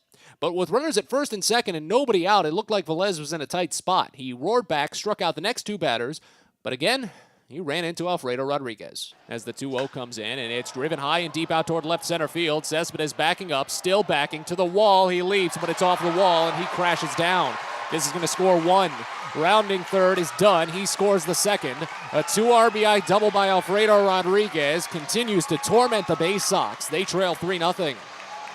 Velez would get a pop-out to end the inning, but the damage was still done as Bowie was down by 3. In the fourth, the Baysox got a 2-out walk by Dylan Harris, but that was it, as Reyes finished his 4th scoreless frame on just 56 pitches. Bottom of the fourth, it looked like Velez could get into trouble again after giving up a 1-out double to KJ Harrison, but he bounced back and pitched strong. Another 3-2. In there, strike 3.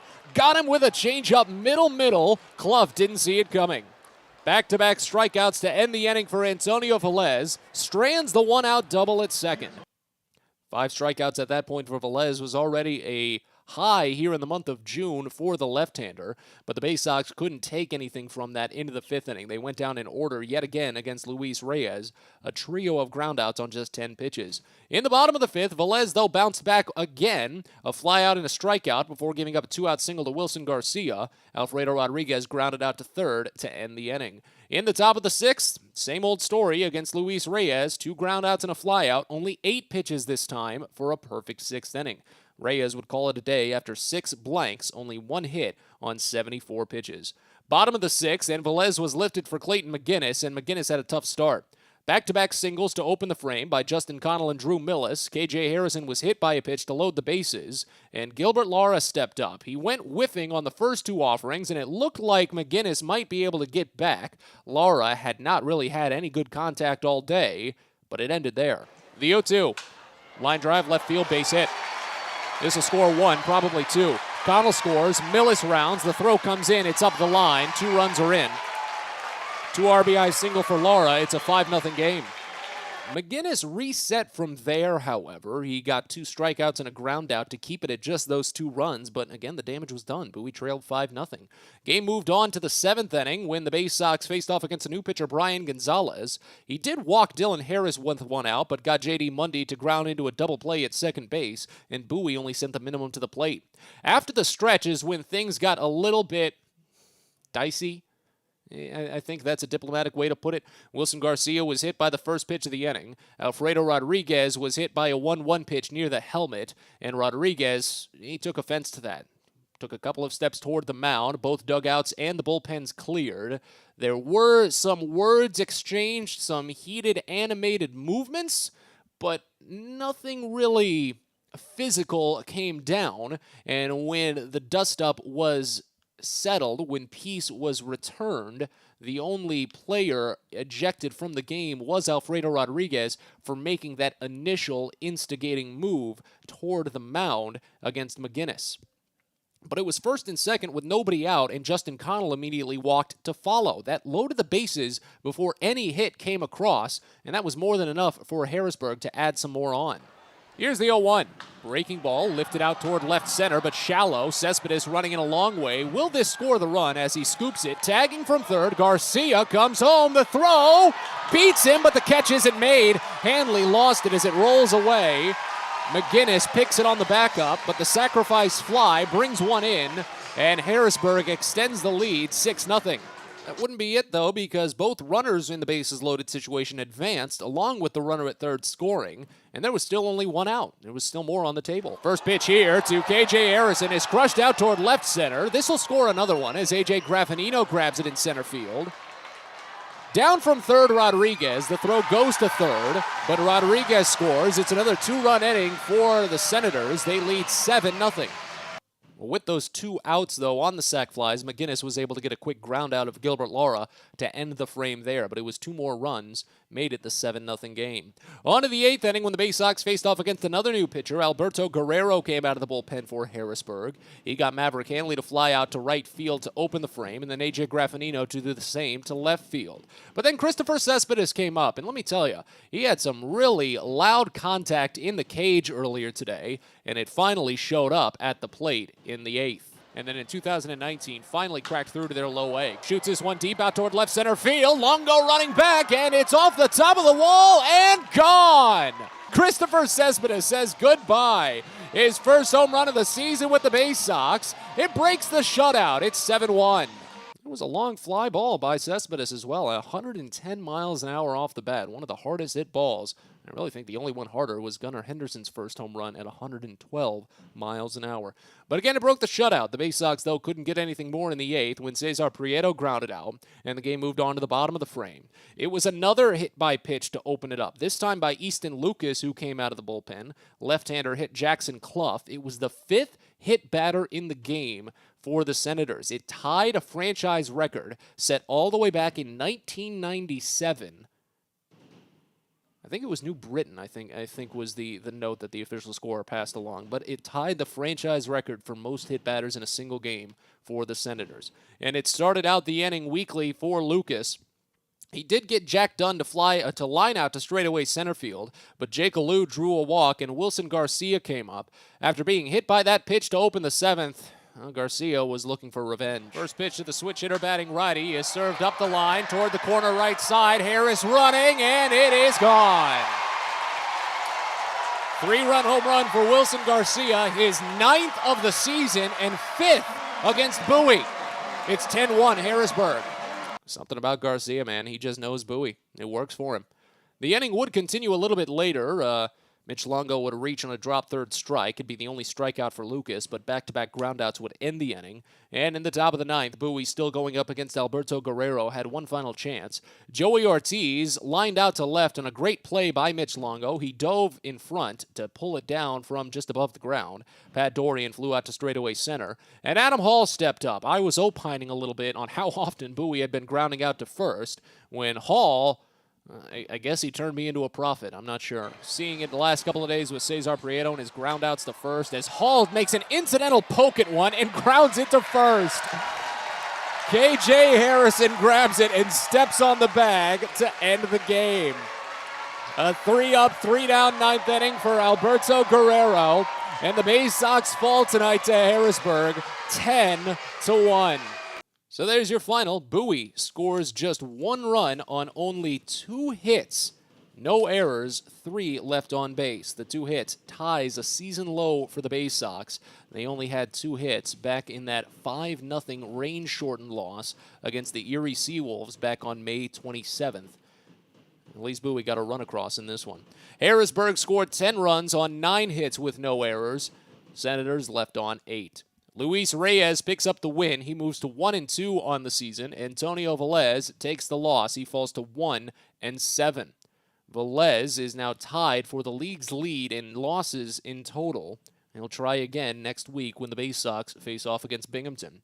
Game was played in 2 hours and 22 minutes in front of a paid attendance at FNB Field of 5,098. With the loss, Bowie falls to 21-33, a 3-game losing streak for the Baysox, a 10-17 mark on the road this season for Bowie. With the win, Harrisburg moves to 24-31, a 3-game winning streak for the Senators, as they're now 11-17 when playing in front of home crowds here at FNB Field. Two sides will meet again tomorrow, and we'll preview it in a little bit, but for now we break. We'll look around the Eastern League and the Orioles organization, some final scores and some games in action in just a little bit. As we continue on with Baysox postgame, once more, Bowie falls today 10-1. You're listening to Baysox Baseball. From sprains to stitches, sore throats to stomach aches, and pulled muscles to poison ivy, care is around the corner at Patient First. Walk in to see a doctor from 8 a.m. to 10 p.m. every day of the year. X-rays, lab tests, and prescription drugs are on site, and most major insurance plans are accepted. For routine illnesses and injuries, Patient First is here for you. Patient First, the name fits. Patient First, proud partner of the Bowie Baysox, open 8 a.m. to 10 p.m. every day. There's plenty going on at Prince George's Stadium on Saturday, July 30th. It's the Island Luau night at the ballpark as the Baysox battle the Altoona Curve. Live music from the islands, inspirational dance performances, and more. But that's not all. It's also Maryland's worst car show. Do you own a clunker, a piece of junk on wheels? Well, here's your chance to show it off. Again, that's all on Saturday, July 30th. So head to Baysox.com to purchase tickets and find out more about registering for Maryland's worst car show. Hope to see you there. Everyone deserves a great smile, and Rad Orthodontics is here to help you, Bowie Baysox fans. Rad Orthodontics accepts most insurance, and whether it's braces or Invisalign aligners, anyone can get the smile they've always wanted with our flexible payment options. With 2 of the country's leading orthodontists right here in the DC area, we love to see Baysox fans smile with confidence. So get that amazing smile you deserve. Visit radsmile.com today and book your free consult. That's radsmile.com for Rad Orthodontics, official smile provider of the Bowie Baysox.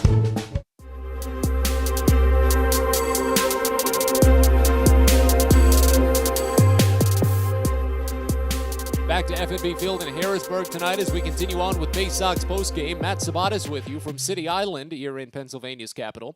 Bowie falls to Harrisburg tonight 10-1.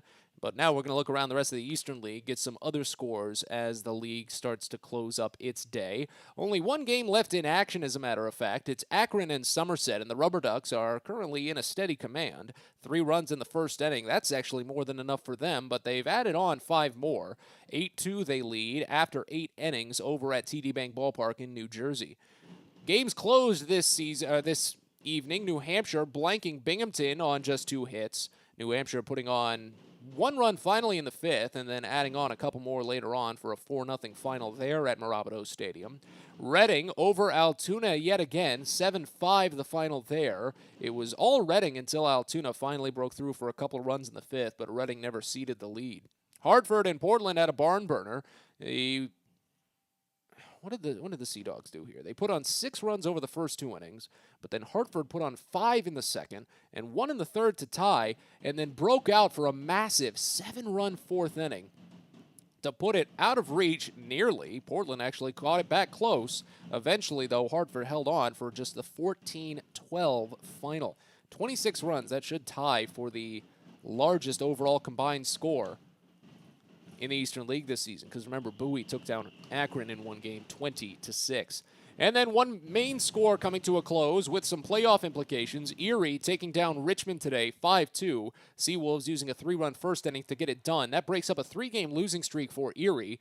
And with that win and the Richmond loss combined in one game, as well as Akron on top of Somerset, if that game comes final, then at the end of the day, it will once again be a 3-way tie for first place in the Southwest Division here in the Eastern League. All 3 teams will be 31-24. So it's just going to be a fun last couple of weeks here in the EL. Let's turn our attention over to the Orioles organization right now. Norfolk and Nashville didn't get going until much later. Of course, they're in the Central Time Zone, so they usually start about an hour later than we would right now. But it's all Nashville at the moment. 3 runs, 5 hits, no errors for the Sounds. Norfolk being shut out on just 4 hits so far, but they're only through 5 innings, still plenty of time. Delmarva still having a tough time containing the Fayetteville Woodpeckers, while the Shorebirds did score first in the first inning. It was 7 unanswered runs by Fayetteville to close out the day. They win 7-1. 1. But Aberdeen still had another good day. They're always a late blooming kind of team, always coming from behind early deficits, but still making the most of their wins. They take down Brooklyn today 4-3 after trailing 2-0 early. The game got tied at 3 in the bottom of the 7th after Aberdeen had taken the 3-2 lead, but Aberdeen pushed ahead in the 8th with a run to win 4-3. So what are the Ironbirds at right now? 36-16? No, 38-16. You see, it's a small font. It's hard for me to read in my, old age. Such terrible eyes these days. But always going to have that shining on the horizon with Aberdeen and their fantastic record with their fantastic players, always available to come up to Bowie once we start looking ahead to the second half. But again, the score we care about most on this production is that of the Baysox, and they fall to Harrisburg tonight 10-1. But as I've been saying, tomorrow is a new day. As Drew Rom will get the start for the Baysox tomorrow for Game 6 in this series. 2-1 record with a 4.15 ERA for the left-hander. Jake Irvin will start for Harrisburg, an 0-1 record with an 8.31 ERA for the right-hander. It'll be a 6 o'clock first pitch, which means a DCA Imaging Systems pregame show of 5:40. For now, though, we say so long. Matt Sabatis from FNB Field in Harrisburg as Bowie falls to Harrisburg tonight 10-1. We'll talk to you tomorrow.